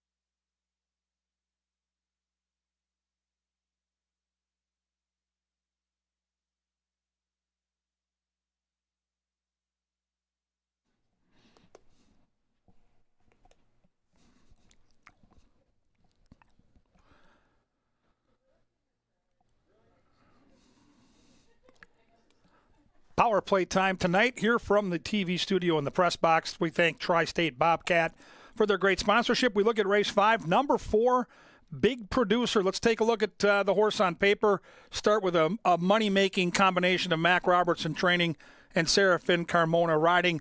Novogratz, one of the top owners at the track. And a debut that looks pretty mediocre if you just go by the finish, right? 5th out of 9. But let's take a look at the tape and let's find out what happened. Big Producer's the 3. We'll start with, this is the horse's debut. He's never done this before. So out of the gate, a little bit quirky, a little bit of a bobble right there. And all of a sudden, he's got 5 or 6 horses in front of him. Not a big deal, but certainly not an ideal way to start the race. So now the horse finally gets a little momentum going here. Something goes amiss with the 7. We're starting to get back into the race after that bobble. And I want you to watch real carefully into the far turn. He's starting to really get momentum and get into the race. And right there, he'll get stopped. And De Silva needs to snatch up. And at this point, the race is over. Now, he got back going again after being stopped and after a bobble. And yes, he finishes 5th, but he showed talent. And from start number 1 to start number 2, you can see the most dramatic improvement. 5-1 morning line. Great barn. I'm going to try the 4-horse, Big Producer, to pull off the upset tonight in race 5 for the power play.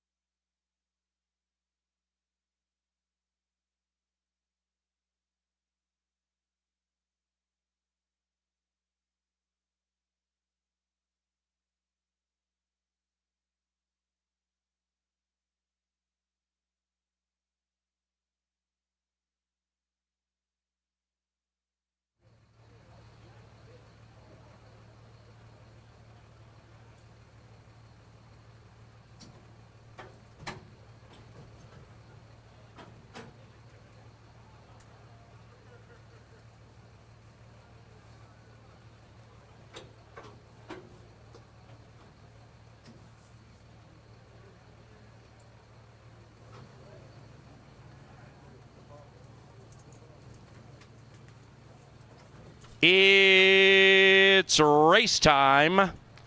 Into the gate on the turf for race number 3. We here at Canterbury Park would like to wish a very happy birthday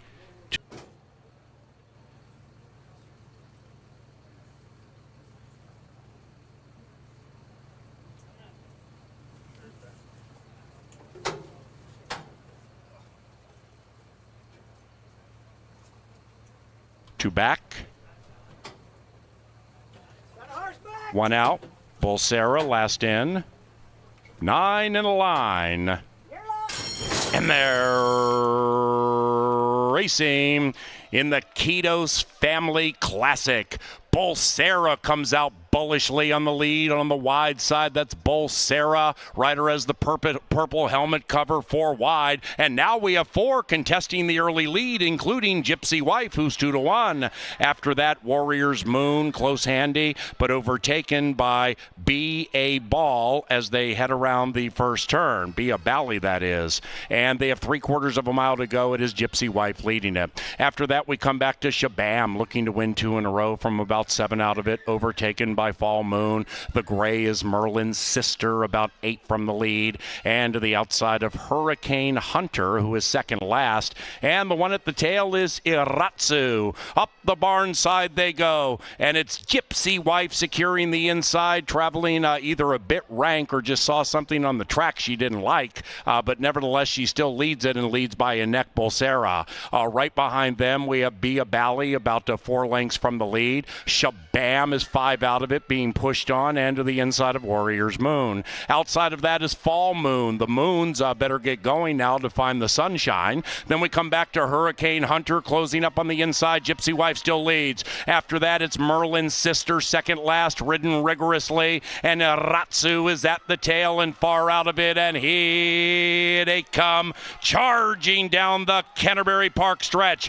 Gypsy Wife with a narrow lead. Be a Bally on the outside is 24-1. Here comes Shabam, and even farther out, Hurricane Hunter! Hurricane Hunter swirling!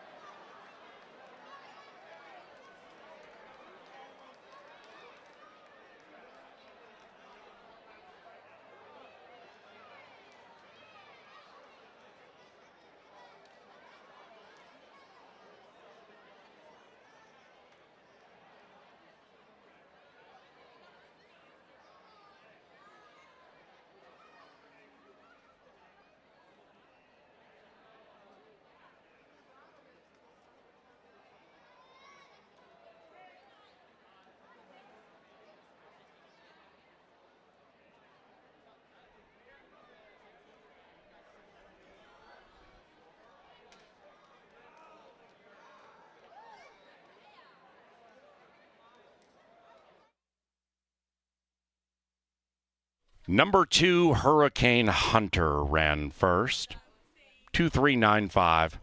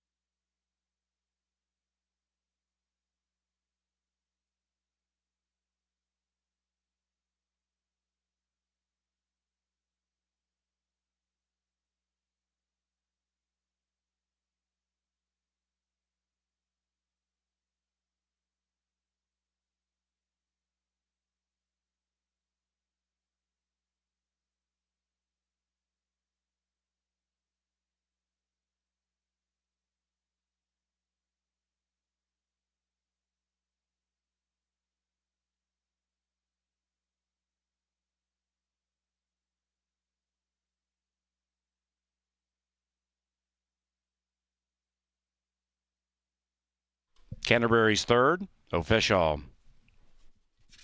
Race number 4 is on the John Deere Dirt. It begins our second of 2 pick fives with a 10% takeout. Scratch number 7, Neoteric. The fourth race takes off with those 2-year-olds about 20 minutes from now and is courtesy of Jim Beam Bourbon, elegant, smooth, refined, and Busch Light, as crisp and cool as a mountain stream.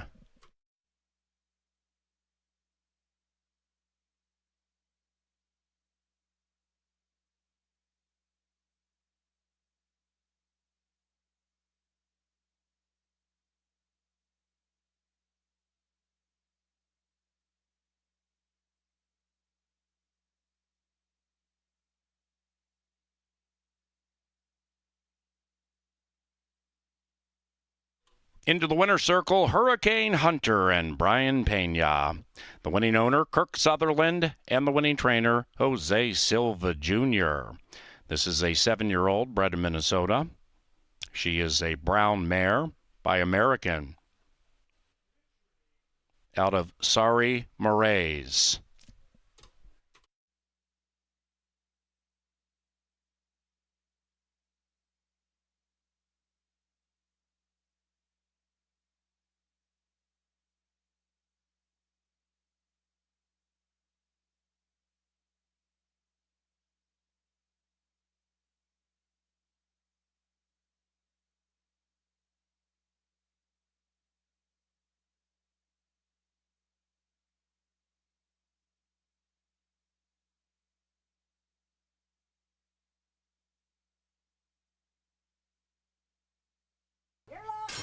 And they're racing in the Kitos Family Classic.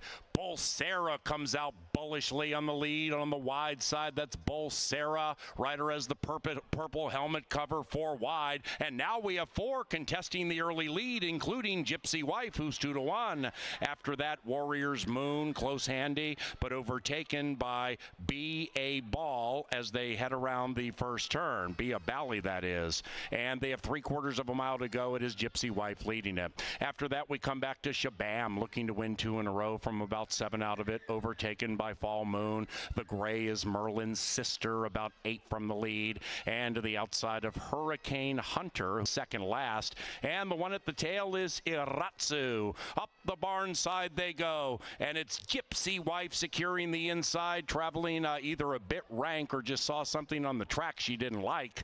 But nevertheless, she still leads it and leads by a neck, Bolsera. Right behind them, we have Be a Bally, about 4 lengths from the lead. Shabam is 5 out of it, being pushed on, and to the inside of Warriors Moon. Outside of that is Fall Moon. The Moons better get going now to find the sunshine. Then we come back to Hurricane Hunter, closing up on the inside. Gypsy Wife still leads. After that, it's Merlin's Sister, second last, ridden rigorously, and Ratsu is at the tail and far out of it, and here they come, charging down the Canterbury Park stretch.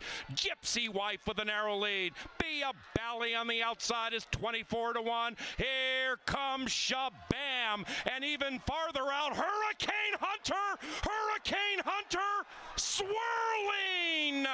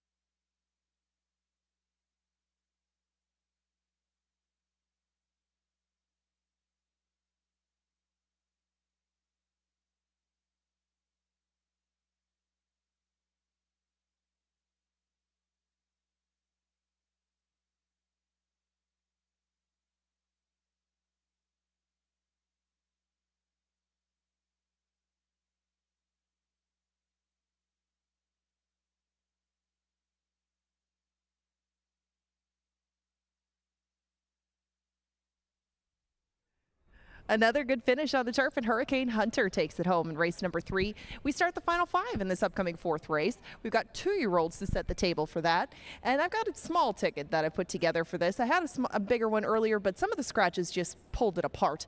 And we start this one again with 6 furlong maiden special weight, and I'm going to use a few of them. My top pick, I scratch into Infinity Factor. I originally had the 7 Neoteric on top, but Infinity Factor, well fancied by a lot of us in here. He's my top pick, but I'll use him with a couple of horses on the inside. Buzzsaw is a first-timer from the Padilla barn. I figure if I like the one, I got to include the other. And then the 3 Water Tester, who has started before, for Gary Shearer. I'm going to single Bavaria Road. There's a couple of Novigrass horses in the next race. Bavaria Road ran behind D'Angelo. D'Angelo cost a pretty penny at the sale, took a couple of starts to break his maiden, but Bavaria Road made a good showing in his first outing against that horse and was kind of eased up by the wire. I mean, really, he probably had more to him, and I think he'll show that today. So I'm going to single him probably a short price in the upcoming 5th race. I'm going to go deep in race number 6. You kind of have to. It's a big field. My top pick in there is Blue Skies and Angels, but I had to use Johnny Up, Cajun Hope, and In the Arch in there because they all bring different styles and come from different races. It's not like they've been racing against each other consistently over and over again. I singled Boat Song. I had Deflator in there, but he scratched. I will go with Boat Song.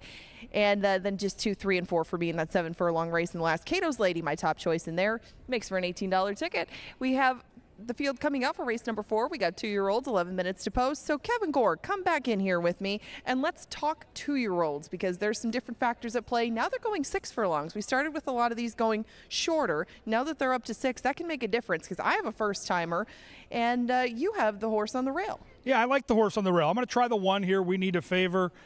Kelsey Harb been bringing in big prices all year. She's already got a 10-1 to her credit on this card. I don't love the inside post, but I do think the horse has talent. Showed that on debut when he ran a sneaky good 4th.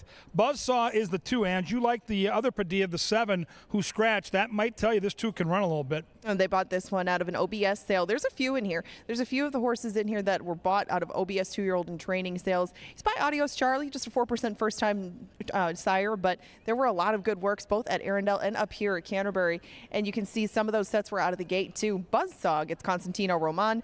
I just thought he might need a start just with the pedigree, but he's not taking too much money either. He's 9-1. Water Tester is taking some money. He too had some very fast works in tow, including that bullet out of the gate on August 4th. I took him 2nd, but coming off the turf, going back to the main track, my main question was, he's a Louisiana bred. And there's a lot of gold in them Dar Hills for the state breds down in Louisiana. What do you think? I think they're giving the horse a chance to run once on turf, once on dirt, see what they have to work with before they run for some real money.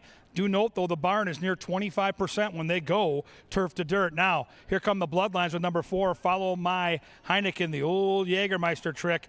I don't think we've seen the best of this horse yet. Hinted a little bit last time that he's figuring things out. I wouldn't sleep on this one, Ange. A lot of changes in play. They do take the blinkers off, make another rider change. He's shown enough speed. Maybe he'll just need a little bit more time to develop, but getting him a bit more distance on the main track.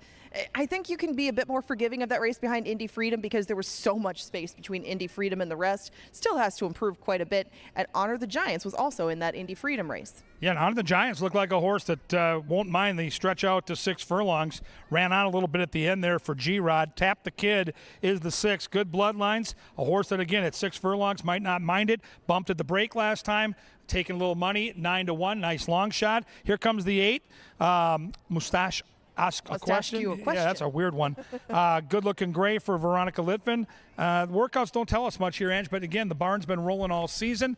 I thought when you started handicapping this race, it came down to the outside two. Take us through the 9 first and foremost. Well, Argent for Cars is running in stakes competition already in his 3-start career and ran very well last time. Abel Seaman came to get him on the outside, but he was in the midst of the pace the entire way, held best of the speed runners, gets an outside post. I can see why he is taking money. I get that he's 4-1, but he is not the favorite right now, even with that experience behind him, because the favorite lies on the outside. Good-looking horse. Good energy here for a first-time starter. A Nebraska bred that fetched $32,000. UPA and our tip sheet guy, Statsy, along with Oracle, love the 10. Workouts say this course could be a runner. And he is actually related to quite a runner out of Flashy Doll. His older sister to make the races is the stakes winner at Emerald this year, has won a lot of races. Infinity Factor has some big shoes to fill, but appears to have been at least setting the table for that in the morning.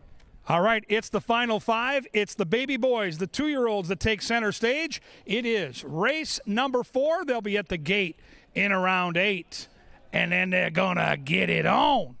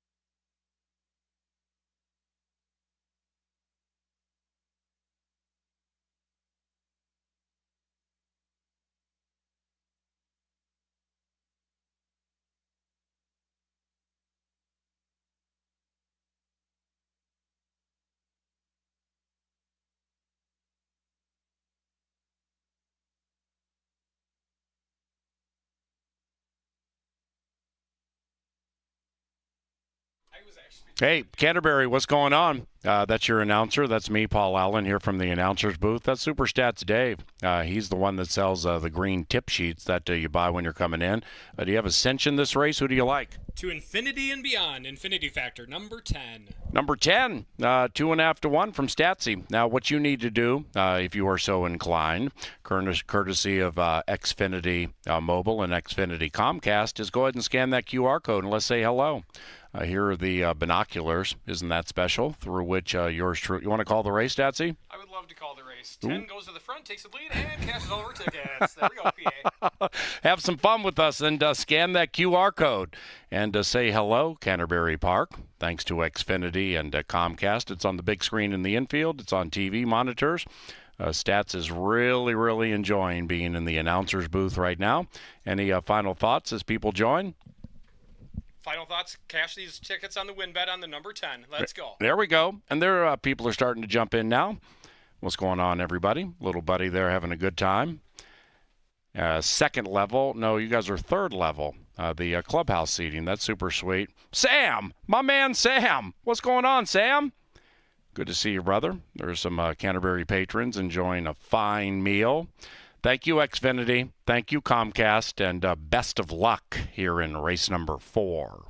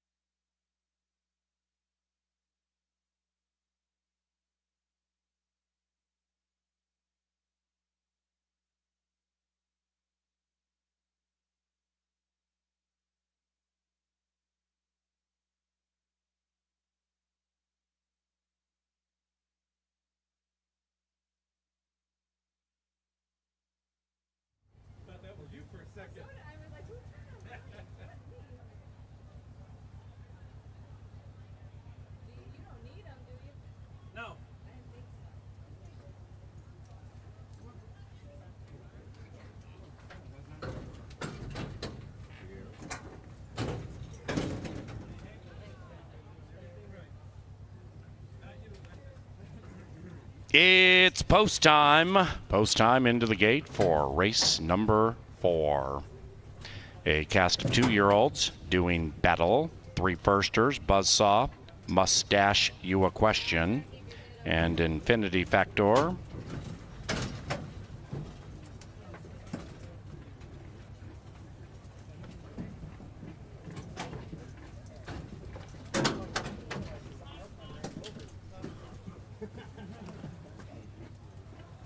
Infinity Factor, last in, 8-5 in favor. Here come the baby boys.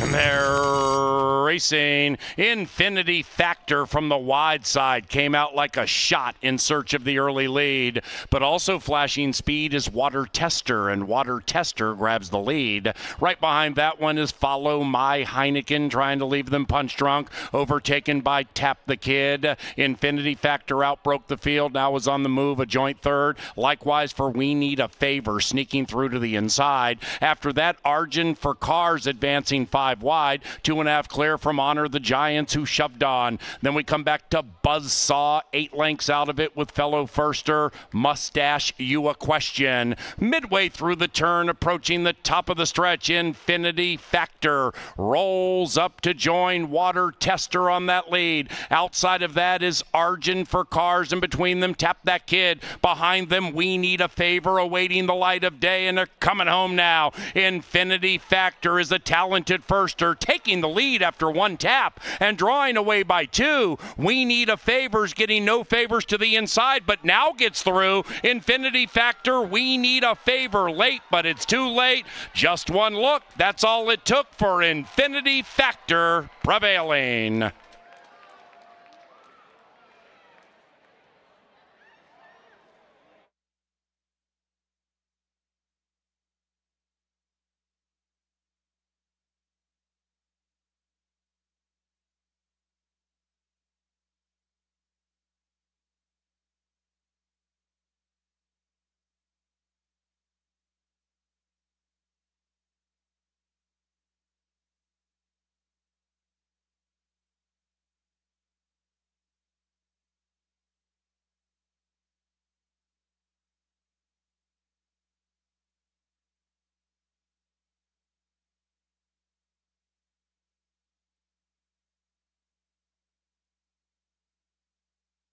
Number 10, Infinity Factor.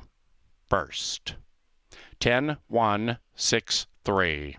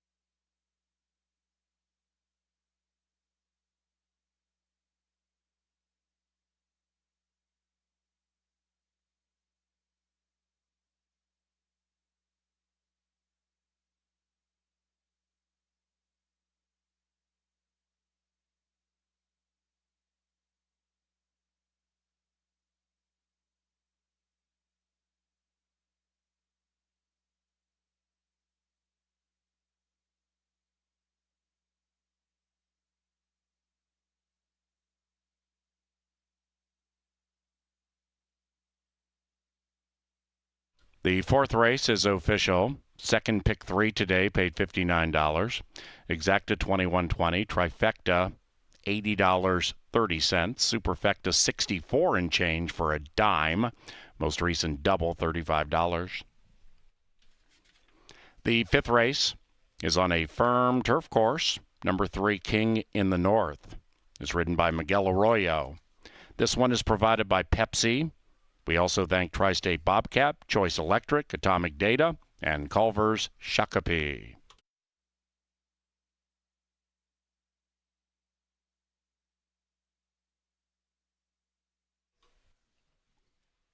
Smart Firster, heading to the winner's enclosure, ridden by Eduardo Gallardo.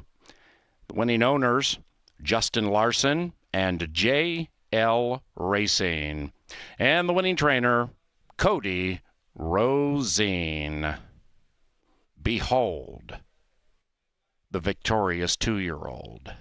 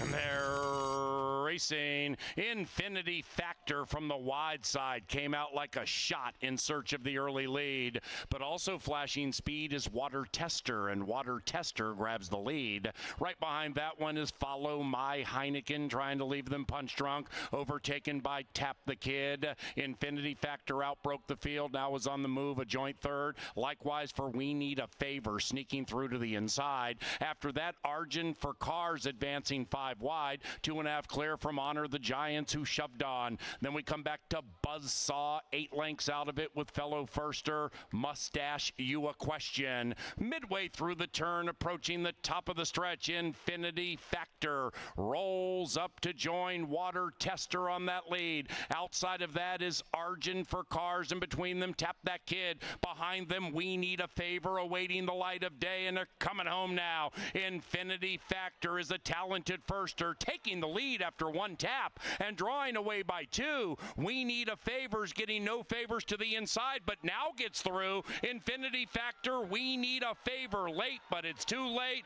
Just 1 look, that's all it took for Infinity Factor prevailing.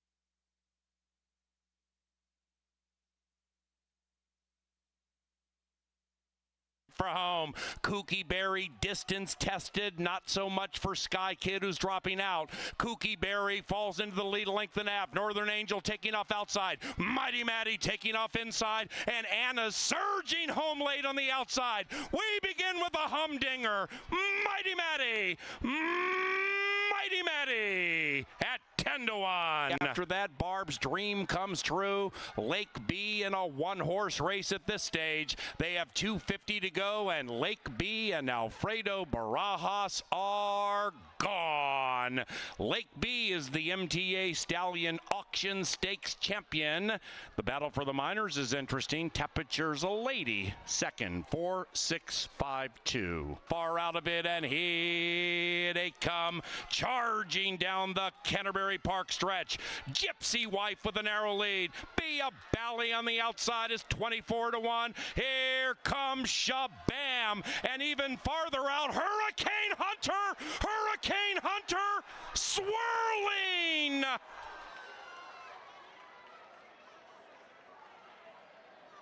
A favor awaiting the light of day, and they're coming home now. Infinity Factor is a talented firster, taking the lead after one tap and drawing away by 2. We Need a Favor's getting no favors to the inside, but now gets through. Infinity Factor, We Need a Favor late, but it's too late. Just one look, that's all it took for Infinity Factor prevailing.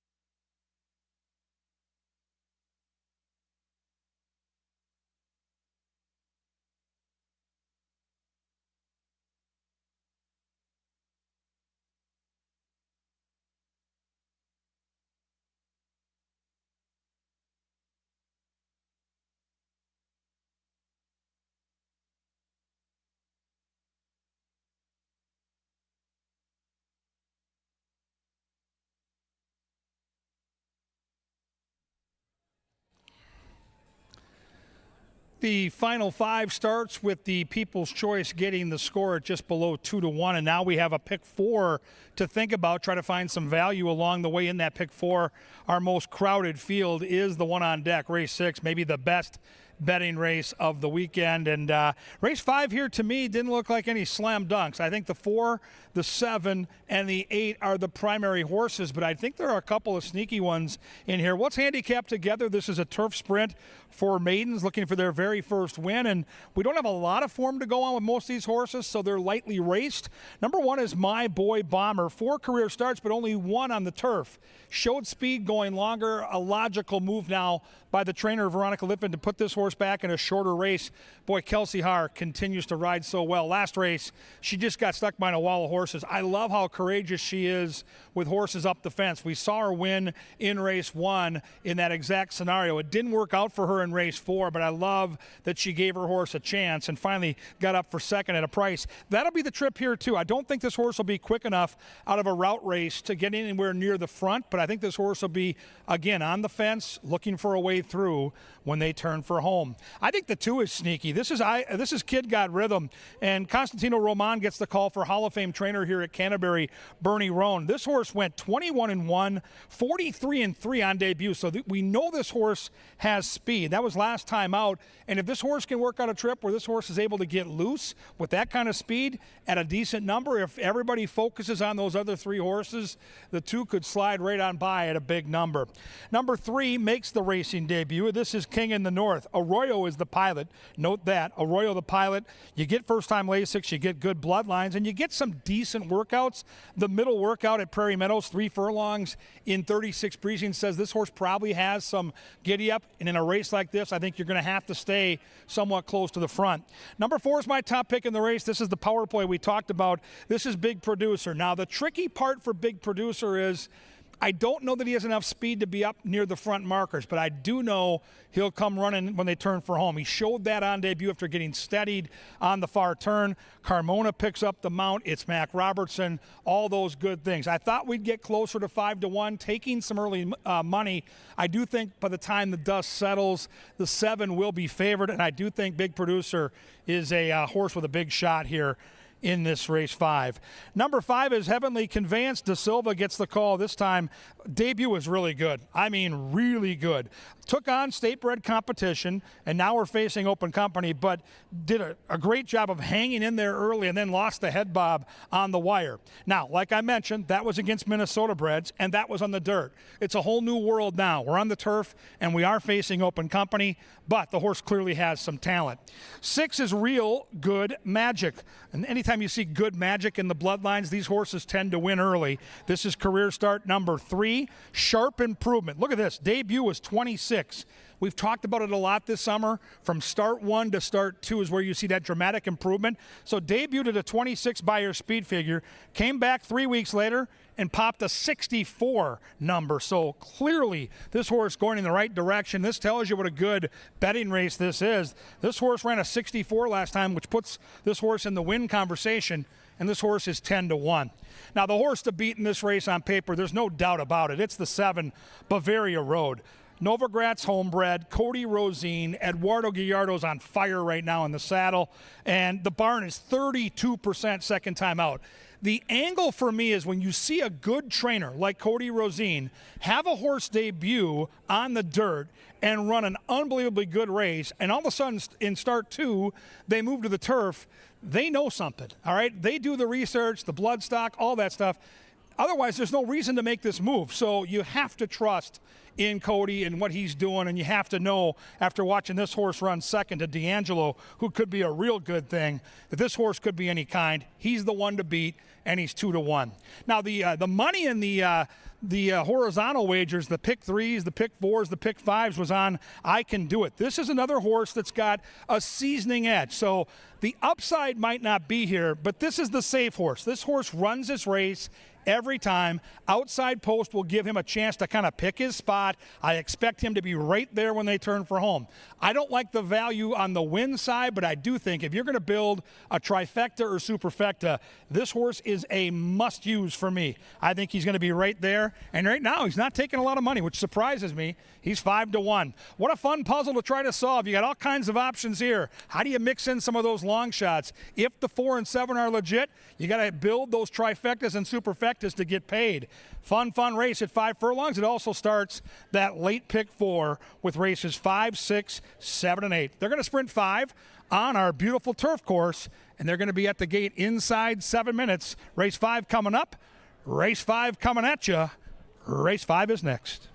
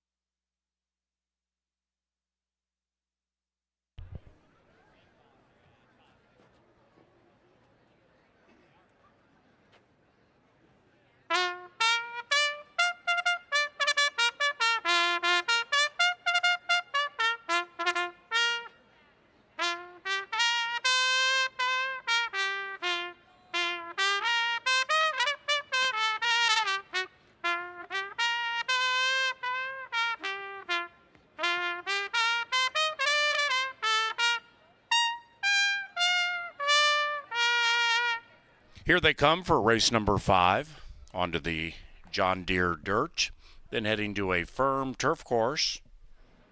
Pick 4 wagering 5 minutes from now. Number 3 is picked up by Miguel Arroyo.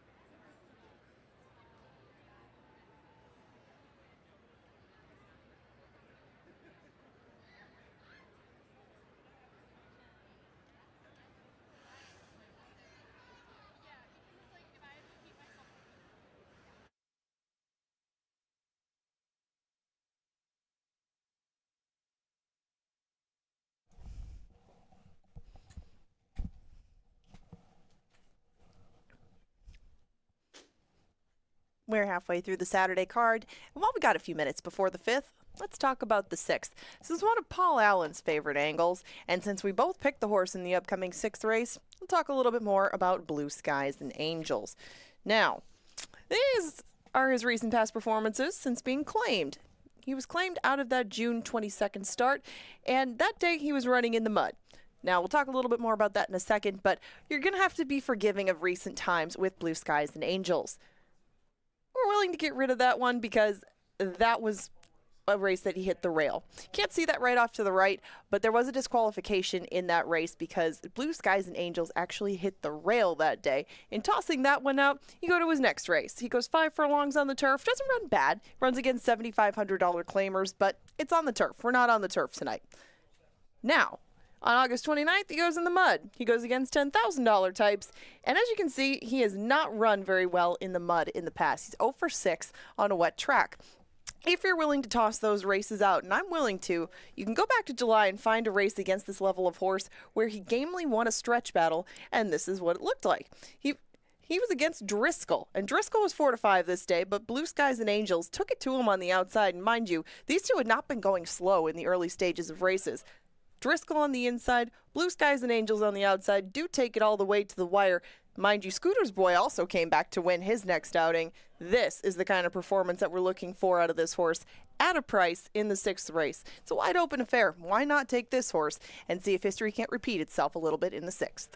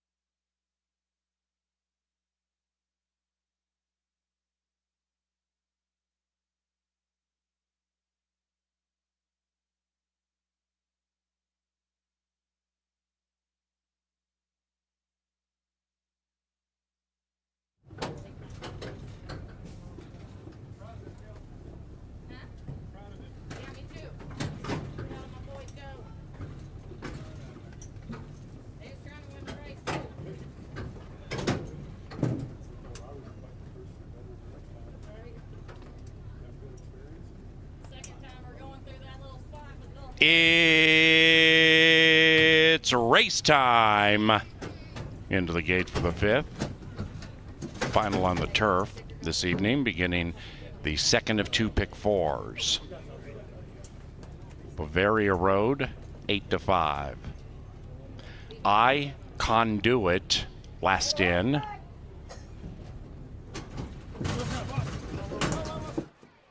One is rearing. Ride her off. Talk to us. Talk to us. Talk to us. Talk. Okay. Harry. Yeah. And they're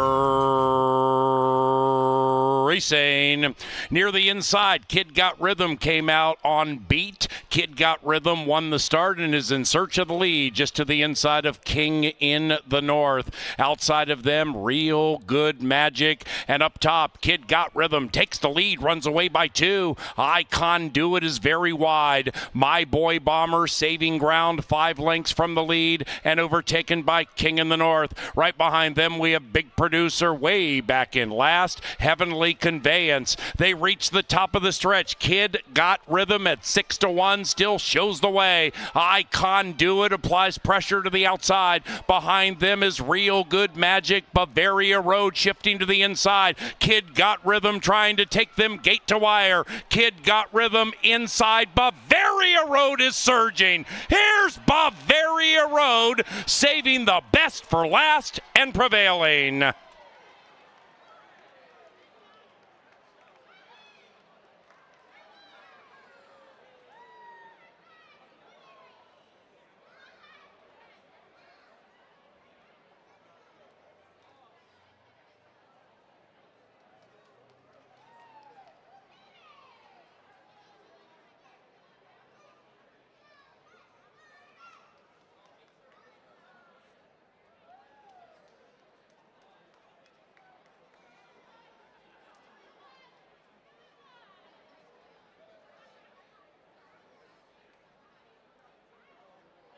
Number 7, Bavaria Road first in 56.24.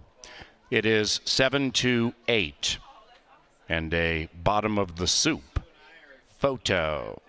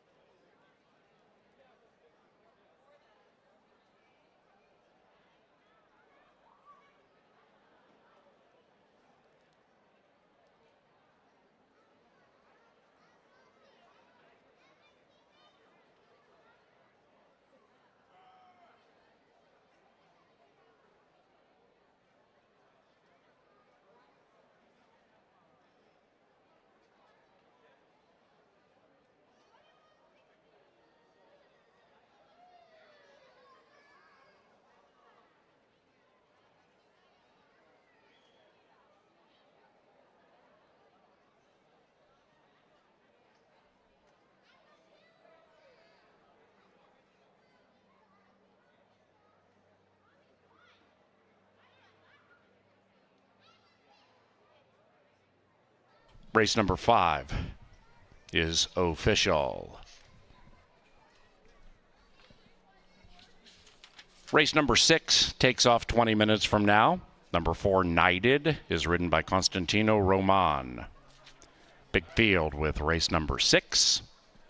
And it begins our final pick 3. 7-2-8-6 in race 5. Real Good Magic 4th. The first pick 5, $803.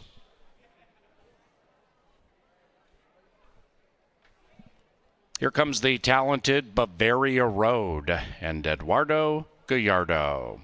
The winning owners, Novogratz Racing, and the winning trainer, Cody Rosine.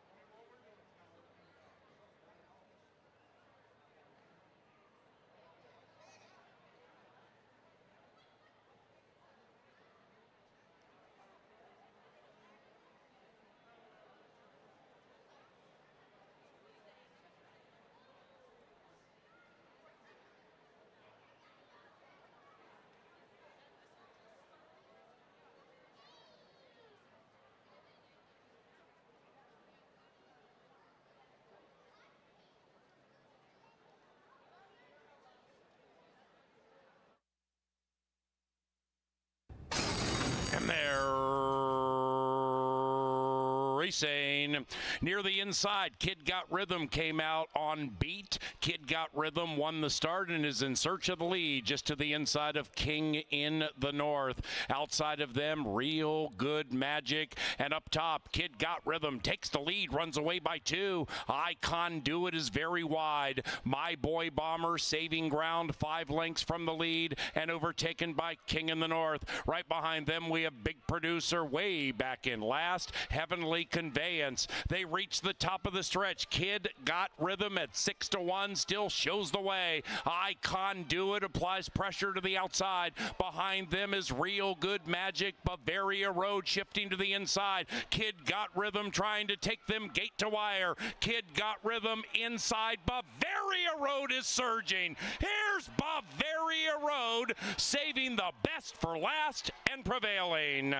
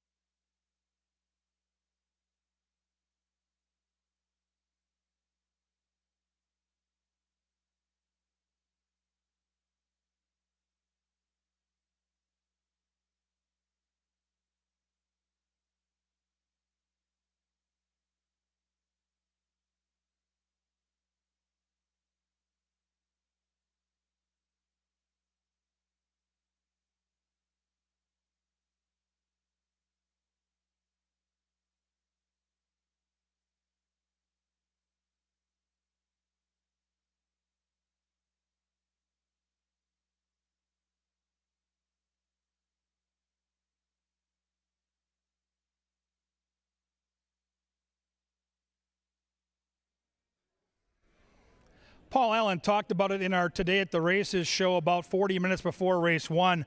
Eduardo Gallardo has been the hottest jockey at the track now for about 6 weeks, and he wins again in race 5. Really good ride by him there. And now we come to race 6, and I got to tell you, this is one of the best betting races of the year. 13 horses, claimers $4,000, which really are the nuts and bolts of horse racing.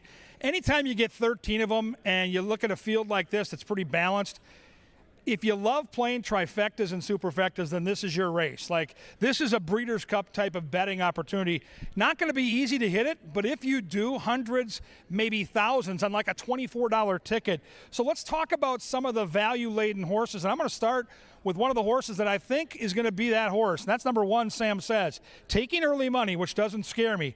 Off last time against In the Arch at 4-1, and I picked him that day, so I watched the trip closely. Had a terrible trip. Hit the gate as they opened it and never recovered. He's got some natural speed. He's got a good jockey in Luis Valenzuela. I don't love the post, but I do think the horse can hit the superfecta and come post time probably a little closer to that 12-1 morning line. Number 2 is Boss 9. Chad Lindsay gets the call for Cat Bedford. Turf to dirt is the handicapping angle. Now, in his career, he is only 1 for 17 on the dirt. And once again, when you're sequestered down near the rail in a 13-horse field and you don't have a lot of speed, right away, I'm apprehensive. The trip is going to be arduous, to say the least. Number 3 is Emergency Response, Dakota Wood for Joe Roberts. And Dakota Wood has done a great job this year with limited mounts.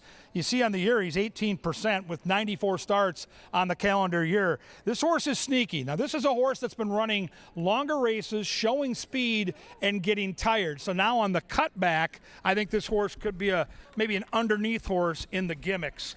Number 4 is Knighted. Make the jockey Constantino Roman. Speed and Fade last time. Speed and Fade from a post similar to this one in the middle of the pack. 5 is Blue Skies and Angels.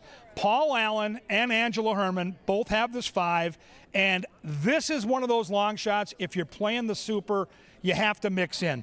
This horse is on a significant class drop. PA talked about it. The last time this horse faced similar, he won. This horse is absolutely good enough to win this race. And at 11-1, if you can get this horse in the try or super, that's how you're going to get paid. Definitely going to use the 5 on my ticket. 1 and 5 right now are both on my ticket. So is the 6, Johnny Up. Now, I don't like the win proposition at 3-1 on Johnny Up, but he's just too consistent to leave out of the super. He's one of those horses that fills tickets and does so on a regular basis. Johnny Up certainly would not be a surprise if he wins, but I'm going elsewhere with my win money. 7 is Cajun Hope, another long shot that I think you have to consider. Great barn, hot jockey, big field with speed. Enough said. Horse is in my super box. So now I've got 1, 5, 6, and 7 all on the ticket. So I need to maybe find some horses here at the end where I don't have to use so many. And Awesome Family is one I'm going to skip. And I think Awesome Family fits the bill. This horse has been right there with similar. I just don't want too many horses on my ticket. If I use this horse, it'll be in that 3rd or 4th slot. I think the horse can absolutely hit the ticket, but I didn't want to get too crowded on my box. 9 is Pervasive. Pervasive is ridden by Arroyo. 5 for 44 lifetime. Likely going to be off the pace. I'm going to take a wait and see. 10 is Storm in Hong Kong. Comes from way, way back. Interesting that Quinones gets on this one. Very interesting. 11 is Driscoll. And to me, this is way too big a price on Driscoll. Now, there's other speed. I get it.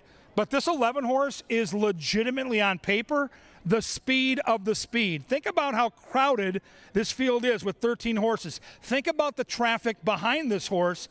And if he's loose, I mean, he is absolutely going to be on my tickets. He's double digits. I have no idea why. I think he gets a piece. And I think in the right scenario, this 11 can take him absolutely all the way on the front end. What a fun race to handicap. We still got 2 more. I'm running out of paper here. Number 12, Dive Deep. Pena, speed last time for 2nd against In the Arch. So the favorite is the 13. This horse just ran 2nd to the favorite, and you look up and see 30-1. This is like a Breeders' Cup race. 13 is In the Arch. That's my top pick. There is a lot of speed. This is a closer, and I love the way Kelsey Haar finds a way to the rail. She is unafraid in the saddle. She's so good, and I think she'll find a way off off that impressive win last time to come get the money. What a cool race to handicap. 13 of them in a sprint, betting race bonanza. This is one you want to hit.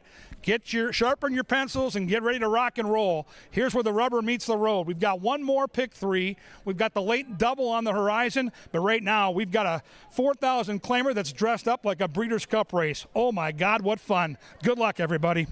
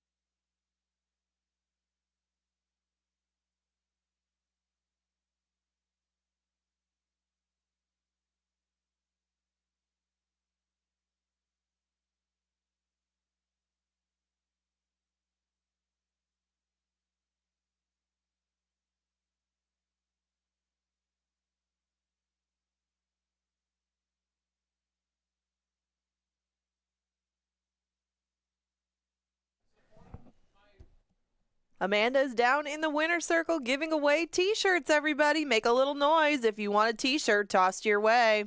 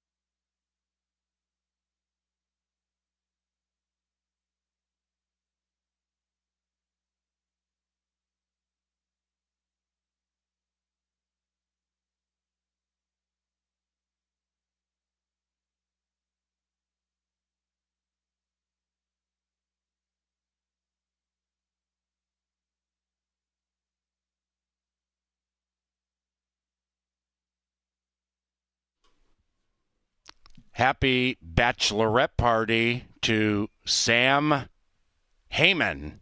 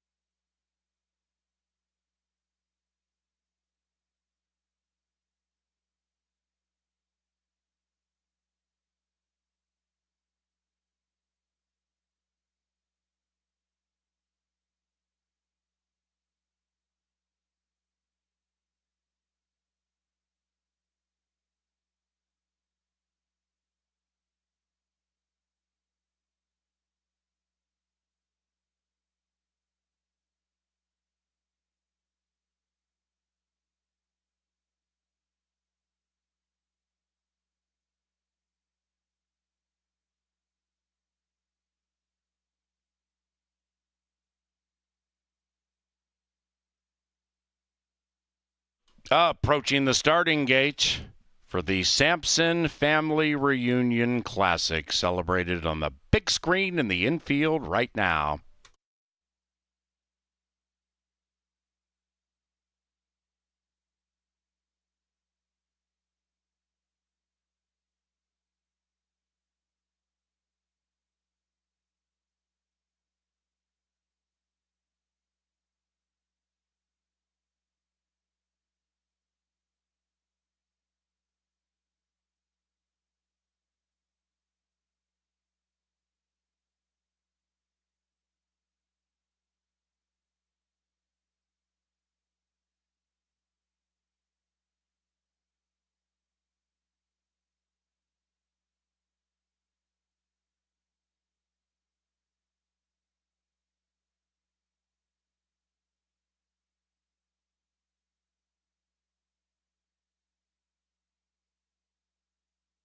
They've reached the starting gate. It's post time for race number 6. 3 to go this Saturday. 5 days remain of live racing at Canterbury Park following tonight. Next week, Thursday and Saturday. 13 for your wagering pleasure in the Arch. That 13 wearing the Revac white and orange. 2 to 1. Pervasive goes in, followed by Emergency Response. Knighted. Storm in Hong Kong, 35 to 1. Blue Skies and Angels. Driscoll in search of 2 in a row, 7 to 1. Johnny Up.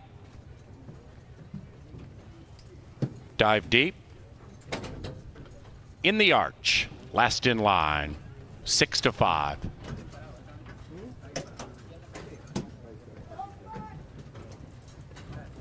Here they come.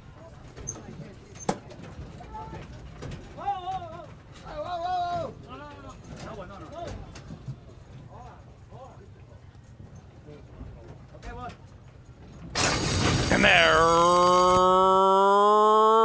racing. All 13 came out squarely, put a Q around the start of race 6. And Cajun Hope has hope with that early speed. Cajun Hope along with Dive Deep. They pop nicely inside. Blue Skies and Angels come zipping along. And Blue Skies and Angels in search of the lead. Sam Says is next to the inside. The pace is hot. After that, Emergency Response about 5 lengths out of it. Then we come back to Dive Deep, actually 8 lengths out of it with Driscoll up there near the lead. And then we come back to Pervasive, 8 lengths from the lead and about 5-6 clear from Johnny Up. Johnny Up is about 9 out of it now, 2.5, 3 clear from Boss 9. Boss 9 losing ground rapidly. After that, we have Knighted. Knighted is very wide, far clear from Stormin' Hong Kong. And the one in last is Stormin' Hong Kong, actually 10 out of it. Up top, Johnny Up. Johnny Up. Up goes Johnny Up. Johnny Up takes the lead. The rider is red hot.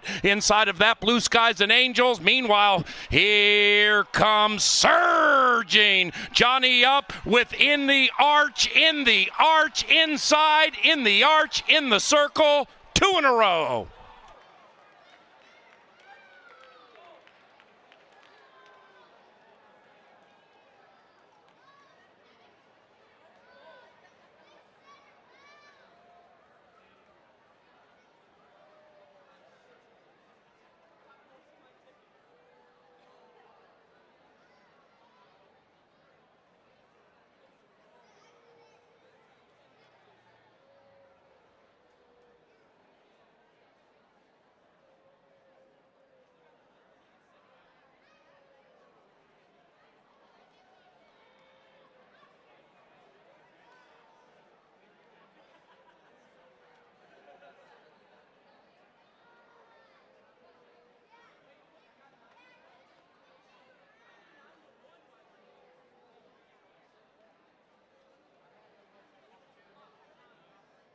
Number 13, In the Arch, ran first.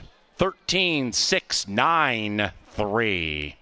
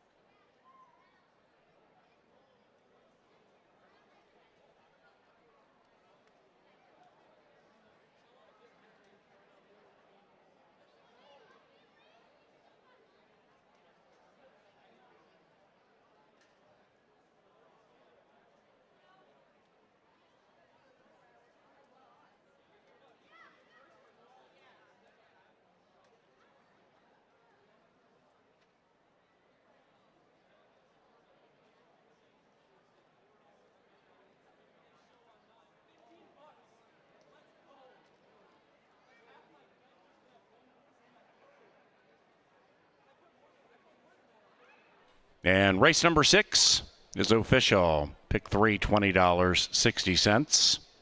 Exacta, $9.30. The trifecta, $183.60. Chalk all odds. Superfecta, $6.46 for a dime. And an even money shot winning. Big fields, big payoffs, big league racing right out here at the park. 7th race, scratch numbers 1, 4, 5, 6, 7, and 12. Number 8, Citrus Bay, ridden by Seraphin Carmona. Post time in 20 minutes. To the winner's enclosure for a second consecutive time in the Arch. 2 victories for Kelsey Haar. In the Arch is owned by Justin Rivak's Rocket Wrench Racing. And the winning trainer, Tony Rengstorff.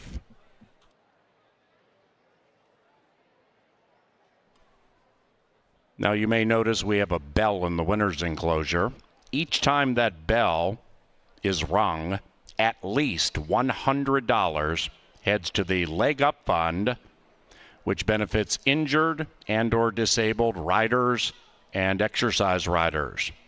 Justin Rivak, the owner of Rocket Wrench Racing, next to the bell, and it's rung. Thank you, Justin. Thank you, Rocket Wrench. That's beautiful. Tony Rengstorff rings the bell. More money for the Leg Up.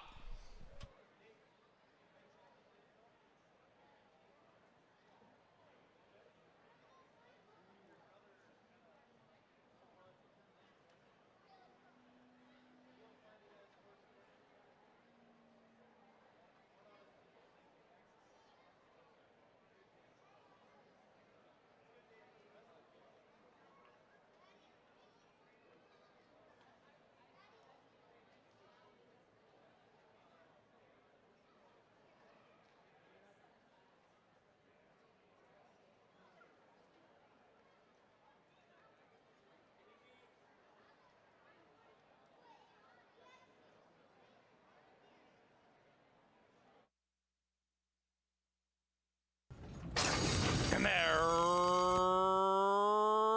racing. All 13 came out squarely, put a Q around the start of race 6. And Cajun Hope has hope with that early speed. Cajun Hope along with Dive Deep. They pop nicely inside. Blue Skies and Angels come zipping along. And Blue Skies and Angels in search of the lead. Sam Says is next to the inside. The pace is hot. After that, Emergency Response about 5 lengths out of it. Then we come back to Dive Deep, actually 8 lengths out of it with Driscoll up there near the lead. And then we come back to Pervasive, 8 lengths from the lead and about 5-6 clear from Johnny Up. Johnny Up is about 9 out of it now, 2.5, 3 clear from Boss 9. Boss 9 losing ground rapidly. After that, we have Knighted. Knighted is very wide, far clear from Storm in Hong Kong. And the one in last is Storm in Hong Kong, actually 10 out of it. Up top, Johnny Up. Johnny Up. Up goes Johnny Up. Johnny Up takes the lead. The rider is red hot.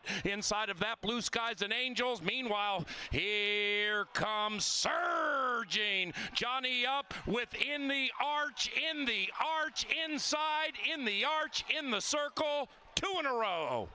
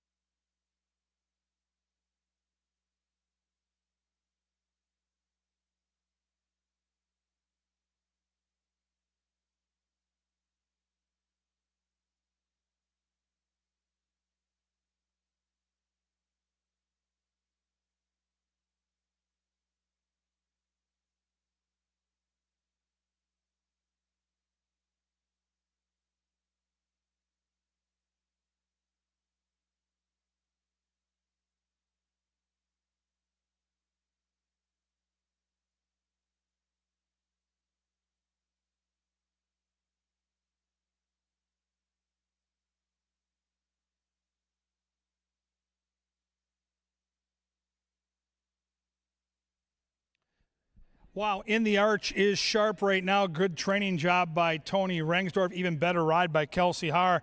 She had to pass most of the field and split horses in the stretch to get it done. Gutsy indeed, second one in the card for her. And now we had a 12-horse field on paper. Half that field is going to wait and come back and race next week. That's part of the deal when you get late in the race season. But of the 6 we have, I think all 6 have a fair shot. So fun to handicap still. Paul Allen likes the 2 Martini Blue. Off since June. To me, that was the question mark. The horse clearly has talent, has speed, and has the hot jockey, Eduardo Gallardo, double handler per usual for Mac Robertson. Really good looking horse physically. I like the arched neck. I like the muscle on this horse. Paul Allen's tout behaving real well down here in the paddock. Mac goes back-to-back in the gate. He's got Boat Song here, and Constantino Roman's going to ride this one. Figures to get a good trip. There's lots of speed. Boat Song likes to sit off and have a target. He'll have a target turning for home, and he'll likely come with a run. Boat Song, fair price right now at 5-1. Now we've got the scratches, so we go all the way out to the 8 ball, and the 8 ball is Citrus Bay. Carmona gets the call here. Ran a good second last time in the mud behind Outrun 'em. 2 of the 3 career wins are here at Canterbury. Has stalking speed and is a juicy price up on the board. My top pick will be the 9. I'm going to try Seat of Success. I just saw some versatility with this horse. If he wants to go up to the front, he can do that. If he wants to sit just off, he can do that too. And I thought in a small field, he'll have those options. I'll trust Luis Valenzuela to make the right decision. I think Seat of Success sails home in front. 10 is Outrun 'em. Comes off an emphatic win last time. Wow, did that horse look good, winning by almost 7 lengths. Like Boat Song, should be off the pace and rolling late. So you really have to respect this horse. And then you got the 11, Darn Quick, who, like the name, is darn quick. Jose Silva, 11 wins from 45 starts. Absolutely can fly out of the gate and will be the horse to catch if you want to greet the cashier here after race 7. Late daily double, the final 2 live races of this racing weekend. We're back next Thursday and next Saturday, both at 5 o'clock. And then the week after that, Wednesday, Thursday, and Saturday. CanterburyPark.com for the schedule and for some value deals to get your tickets at a discounted price. Here comes the penultimate race of the night. Good luck in the 7th.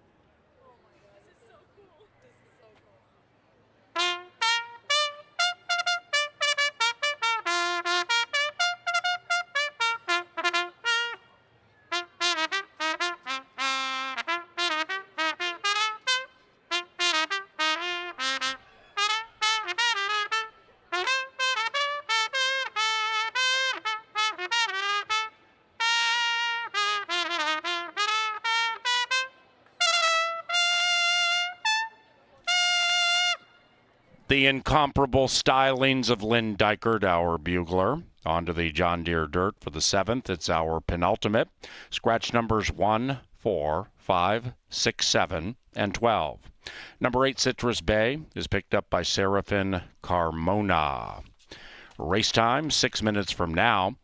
And ladies and gentlemen, directing your attention to the big screen in the infield or TV monitors, our friends at Quick Trip are giving away free gas for a year to one lucky person here at Canterbury Park. To enter, scan the QR code and submit your contact information, and you are qualified to win. The winner will be announced closing day here at Canterbury Park, Saturday, September 28th.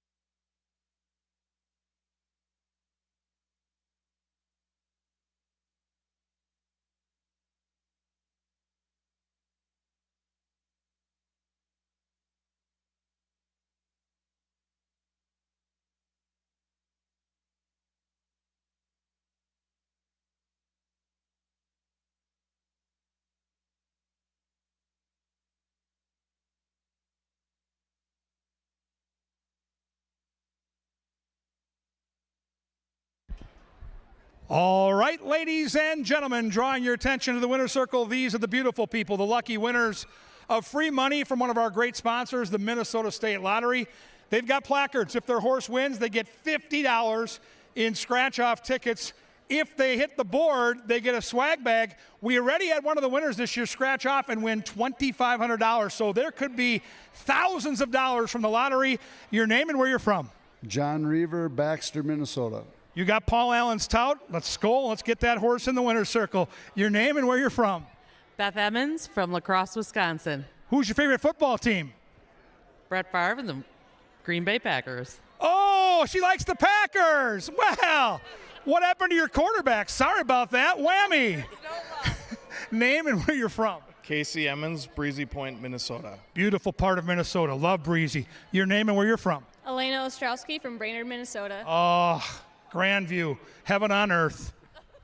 Sheridan Sparrow from Sheridan County, North Dakota. Favorite hockey team, Gophers or the Fighting Sioux? I'm going to say Fighting Sioux. Of course you are. We're going to boo you like we booed her. Mouse does not like that. I like your shirt, although tonight, oof, it's not been pretty at Target Field. Name and where you're from. Debbie Reaver from Baxter, Minnesota. All right. Favorite football team? Vikings. Yeah, now she gets it right. Hey, cheer for those horses. See who gets the big money from the Minnesota State Lottery.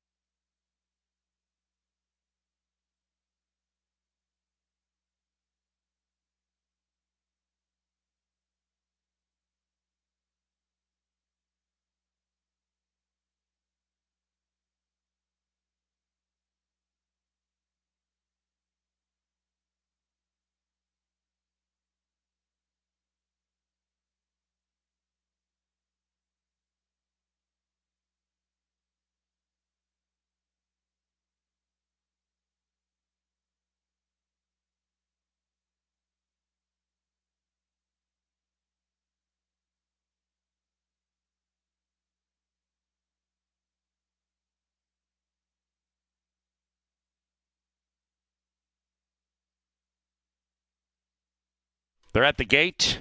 It's post time. Into the gate for race number 7.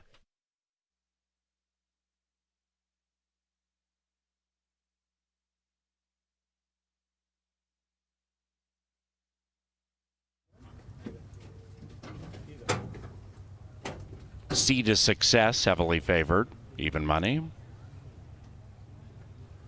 Outrun 'em in search of 2 in a row.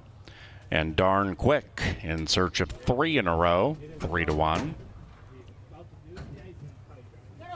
Here's Darn Quick. And we are ready. And they're racing from the center. Citrus Bayou pops sweetly, but now as the lead has been ceded to C to Success, the favorite is prominent, and Darn Quick is right next to that one. 5 lengths behind that, we have Boat Song beginning to advance to the outside of Citrus Bay, and then another 4, maybe 5 to outrun them, and Martini Blue is last and 9 lengths from the front. And the front belongs to Darn Quick. Darn Quick surrounded by C to Success to the inside and outrun them. Check that to the outside. Making a move is Boat Song. Boat Song at one time 4th, rallies right up to the lead. Outrun him is 5 lengths from the lead. Martini Blues running on from behind, and Citrus Bayou's about to be last. They head for the money with a little less than a quarter of a mile to go, and holding on to the lead, C to Success. Boat Song outside, Martini Blue from last, maybe menacing. Then it's Outrun him on the grandstand side into the final 150. C to Success continues to flow nicely. Martini Blue giving absolutely everything on the inside, but C to Success is too good. 9-10 in the 7th.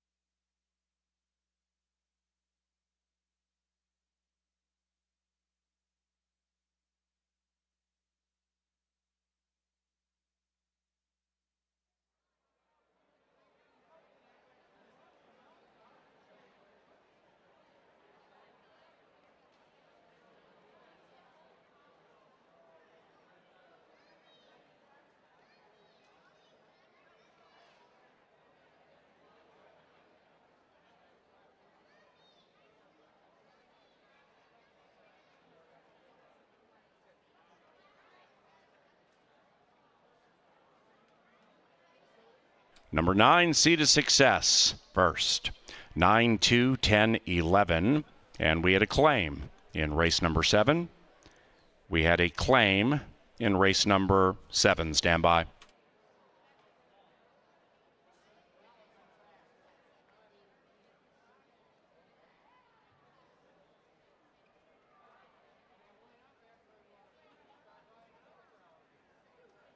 Ladies and gentlemen, number 11, Darn Quick, was claimed for $12,500.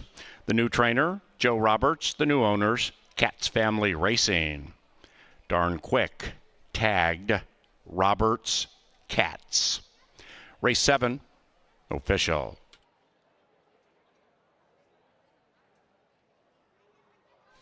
And the 8th is our final live race today.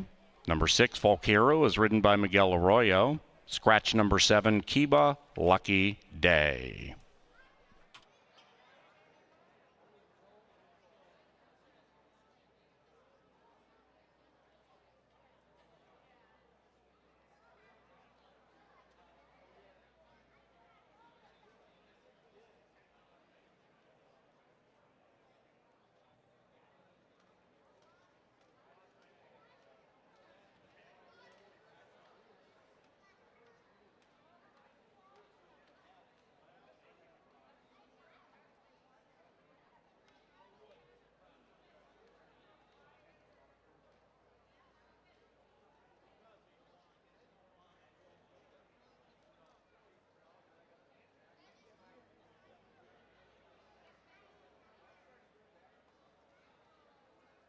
Now entering the winner's circle, C to Success. and LAV, Luis Valenzuela. The winning owner, Norma Martinez, and the winning trainer, Esteban Martinez.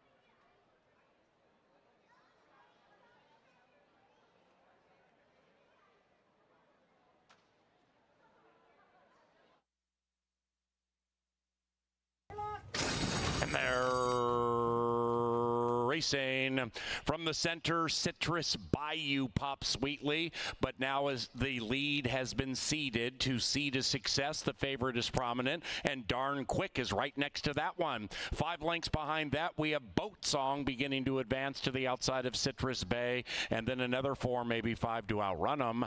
And Martini Blue is last and 9 lengths from the front. And the front belongs to Darn Quick. Darn Quick surrounded by Sea to Success to the inside and outrun them. Check that to the outside. Making a move is Boat Song. Boat Song at one time 4th, rallies right up to the lead. Outrun him is 5 lengths from the lead. Martini Blues running on from behind, and Citrus Bayou's about to be last. They head for the money with a little less than a quarter of a mile to go, and holding on to the lead, Sea to Success. Boat Song outside, Martini Blue from last, maybe menacing. Then it's outrun him on the grandstand side into the final 150. Sea to Success continues to flow nicely. Martini Blue giving absolutely everything on the inside, but Sea to Success is too good. 9-10 in the 7th.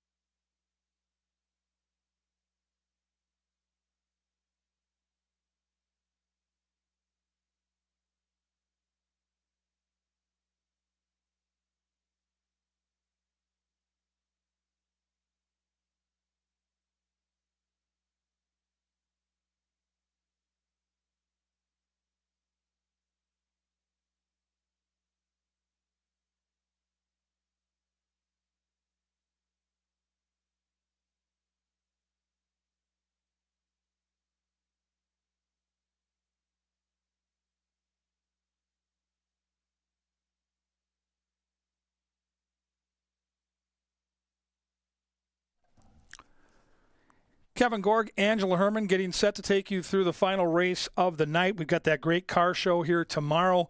Weather looks beautiful. And, of course, we've got some simulcast action. Later tonight, we've got the casino room open with blackjack, poker, food and beverage service in that beautiful air conditioning. But, Ange, we got to send them out a winner. And I thought this 7-furlong race was fun specifically because it's a 7-furlong race, and it's brand new this year. Yeah, and it's going to be at night. We got some former combatants of the distance, but we're going to be introducing a lot of horses to this configuration because not too many of them have gone 7 thus far. I did take a filly who is new to it at Canterbury, but you do get specialists in some of these middle sprint distances, and I think that that'll be fun going forward, not just this season, but going into next seasons with these 7-furlong races, taking some maybe old faces that didn't fit so well either at 6 or at a mile and getting them in their sweet spot, and I think that we might have a couple in here who will like it a lot. I think your top pick and my top pick kind of stick out on the board at the moment. But there is another horse that I thought would take a lot of money, who I think might like 7 furlongs, but I do not like the fact that she drew the rail, and that's Tales McKenna. Yeah, I was really disappointed in her effort last time out behind Shabam. Now, Shabam came back and ran a good race tonight. Not a great race. The rail is tricky. The cutback works. I just didn't like that she failed to show speed. Now, Jose Silva claimed it. He owns it, and he's one of the best trainers here. So this horse certainly is marked for improvement, but off that last race, thinking she might be a little further back in a race where there's not a ton of speed, I moved another direction. Now, Brahms is who looks like a horse that at least fits on paper. Ran second last time at 45-1. 3 for 38, man. It's just tough to endorse this horse to win. I think the horse can be a part of the try, though. I know, and she just seems to warm up. She seems to really kind of stoke the engine a little slow as she gets going through the season, but her best races typically come at the end, and they have in her last couple of second-place finishes. I did want to say, you reminded us that Tales of McKenna, who you can see on screen, was not a happy camper last time, kicking and bucking around in the paddock. I wanted to get a look at her. She looks like she's on the muscle, I guess I would say again, but make sure that she does behave herself a little bit because that has been an issue for her in recent times. Now back to Brahms is who. I didn't see a ton of pace outside of really your horse and maybe even mine, but Brahms is who probably needs a little bit more of that. I think that's probably what led you to Child Proof. That's what's leading a lot of bettors at the moment to Child Proof, and she is your favorite. Roman will get back in the saddle. She used that speed to win that non-wagering event a couple of starts ago, but then a mile last time didn't work out so well, and now she has to turn the tables on a couple who are right next to her. Yeah, and she got beat by Tales of McKenna and Brahms is who, but she had to work hard to do it. Second quarter mile was 23-4. It was quicker than the opening quarter. I think she's loose here. I think she's opening up on this field, and I think with the 7 scratching, she gets the money. Now, you're on the 4, and I certainly fear the 4. I think the 4 has a big shot. I don't think we're going to get 6-1. I don't think that we're going to get 6-1 either. She will probably end up being, it looks like either the second or third choice, but Cato's Lady's coming off the turf too. It's easy to forgive her. I've had the forgiveness angle in play tonight. Didn't work earlier, but Cato's Lady is coming off the turf. She's going to get into this middle distance, and she's run well at 6.5 and 7 in her recent times. And Cato's Lady was also claimed a few starts ago. It's okay if the turf didn't work out. I mean, she's run 9 times on the turf. She's got 1 sniff. I'm okay with trying her back on a surface where she's run better than it looks on paper. She's just had some issues with some tough fields for the level and with a lack of pace for the most part. I think she really fits in the spot pretty well. Foxglove next to her, though, we have not seen since June. She's been working out steadily leading up to this, but not a ton of dirt starts that you would want to look back to and go, oh, this is the one. Well, it is interesting that Quinones rides. He's the go-to rider for the barn, but that layoff to me is a giant red flag, so I'm going to pass on Foxglove. Arroyo rides Folk Hero. Horse is in good enough form. Should be rolling late, but once again, I think a horse that's up against it pace-wise. Yeah, and Folk Hero does follow the pattern of Foxglove and Fat and Furious. If your name starts with F, it appears you don't have a ton of speed in here. And Folk Hero, I think, could pick up some pieces, and I think that 7 furlongs will work just fine for her. But she is meeting some horses on the drop who have a similar style to her, may have a better kick. Jeff Madey's a big fan of Folk Hero, but I, like you, would probably use her underneath. And same thing goes for Fat and Furious, who at times has put herself in the race, but for the most part seems like a one-run closer. Rodriguez is aboard her. The price may be right, and the barn looks for another win tonight. Yeah, I think that horse ran second to Child Proof in that exhibition race, so certainly fits on the bottom side of your gimmicks. That's the field. 7 furlongs is the distance. We're back next week, Thursday at 5 and Saturday at 5. For Angela Herman, I'm Kevin Gorg. Thanks for coming to Canterbury. Good luck in the last, and enjoy the casino later tonight.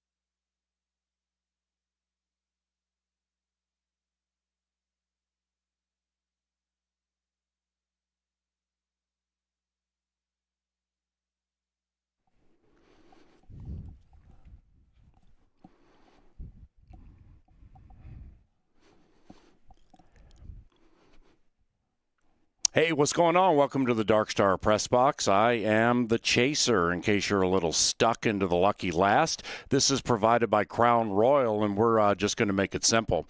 4-2. We're going to give you a 4-2 exacta, and we're going to play that 4-2 exacta, celebrating the likes of Jackie Robinson, John Gilliam, go Vikings tomorrow against the Niners, and Minnesotan David Backus, one of the great 42s in the history of sports, and hopefully this $42 4-2 exacta is one of the greatest exactas in the history of exactas. 3 minutes to race time, and I am the Chaser.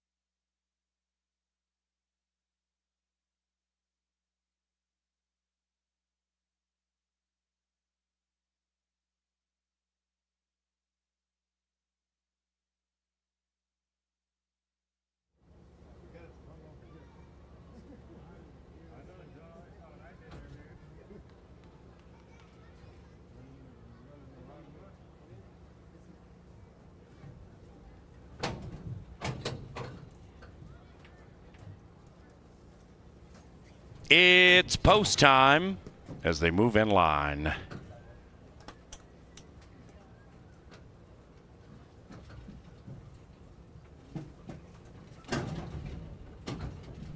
Seven furlongs, new to us here at Canterbury. We've only run a handful. They start on the southwest side of the racetrack, adjacent to the Wild Horse Saloon. Fat and Furious, last in line. And they're racing. Field sent on its 7 furlong journey. And popping out of the gate sweetly is Child Proof. Child Proof immediately in hand and in command. Cato's Lady takes up the running in second, just to the outside of Brahms's Who. Then we come to the gray Foxglove beginning to advance as they head up the barn side. Outside of that, Fat and Furious, about 5-6 lengths from the front. And to the outside of Folk Hero, the one in last is Tales of McKenna. 7 covers them, and they have 3.5 furlongs to ramble. And Child Proof shows the way. Child Proof continues to call the shots clearly. Cato's Lady is next. After that, the gray Foxglove to the outside of Folk Hero. And Said Quartet has gone about 5 clear from Fat and Furious. Brahms's Who tails off to last, overtaken by Tales of McKenna, who's beginning to roll in. They have a quarter of a mile to go, and Child Proof leads it from Cato's Lady. Behind them is Foxglove. After that, Fat and Furious. Then we come to Tales of McKenna right behind the leading 2 into the final 250. Child Proof trying to go gate to wire. Cato's Lady trying to pull a bit of an upset between runners. Tales of McKenna, and outside of that is Fat and Furious. Up goes Cato's Lady at 2-1. Cato's Lady from Tales of McKenna. It is Cato's Lady prevailing.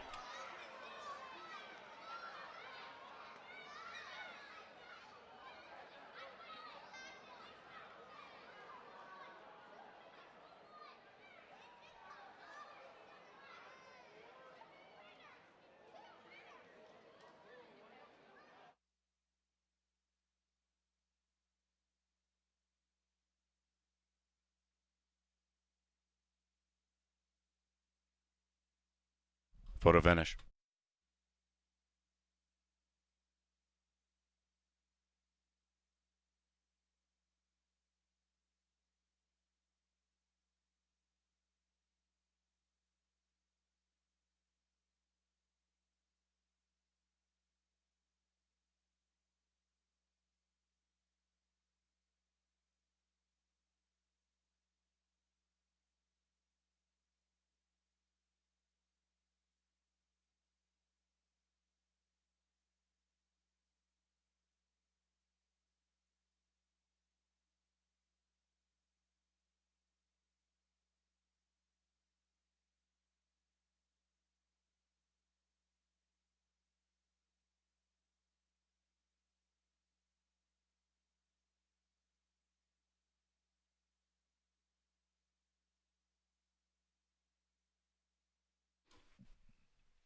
Result of the photo shows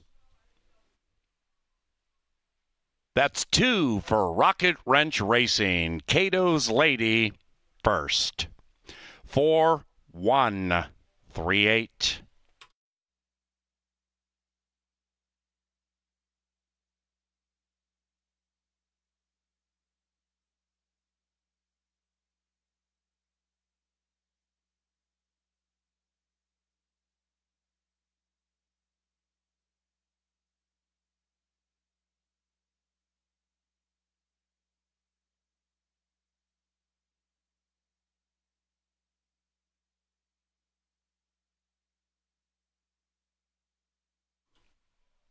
Saturday is official. Final pick 4 paid $47.90. The second pick 5, $204.70. Into the winner's circle, Cato's Lady and Fausto da Silva. Couple of victories for trainer Tony Rengstorff, and 2 victories for Justin Rivak and Rocket Wrench Racing.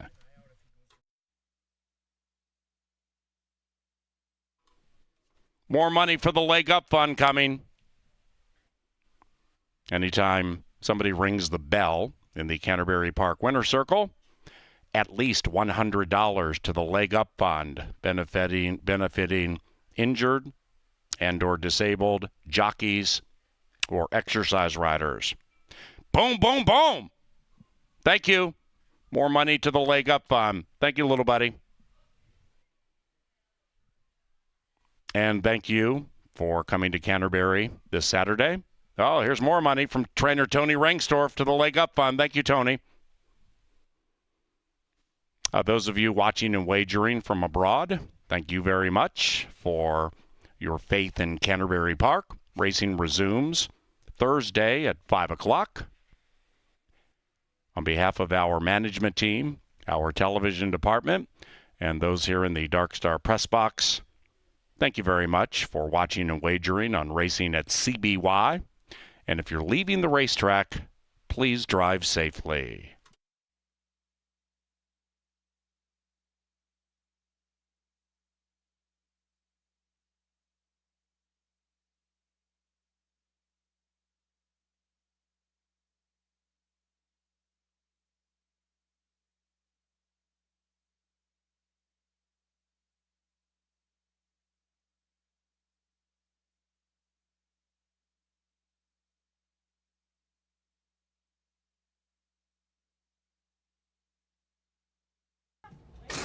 And there, racing field sent on its 7-furlong journey. And popping out of the gate sweetly is Child Proof. Child Proof immediately in hand and in command. Cato's Lady takes up the running in second, just to the outside of Brahms's Who. Then we come to the gray Foxglove beginning to advance as they head up the barn side. Outside of that, Fat and Furious, about 5-6 lengths from the front. And to the outside of Folk Hero, the one in last is Tales of McKenna. 7 covers them, and they have 3.5 furlongs to ramble. And Child Proof shows the way. Child Proof continues to call the shots clearly. Cato's Lady is next. After that, the gray Foxglove to the outside of Folk Hero. And said Quartet has gone about 5 clear from Fat and Furious. Brahms's Who tails off to last, overtaken by Tales of McKenna, who's beginning to roll in. They have a quarter of a mile to go, and Child Proof leads it from Cato's Lady. Behind them is Foxglove. After that, Fat and Furious. Then we come to Tales of McKenna right behind the leading 2 into the final 250. Child Proof trying to go gate to wire. Cato's Lady trying to pull a bit of an upset between runners. Tales of McKenna, and outside of that is Fat and Furious. Up goes Cato's Lady at 2-1. Cato's Lady from Tales of McKenna. It is Cato's Lady prevailing.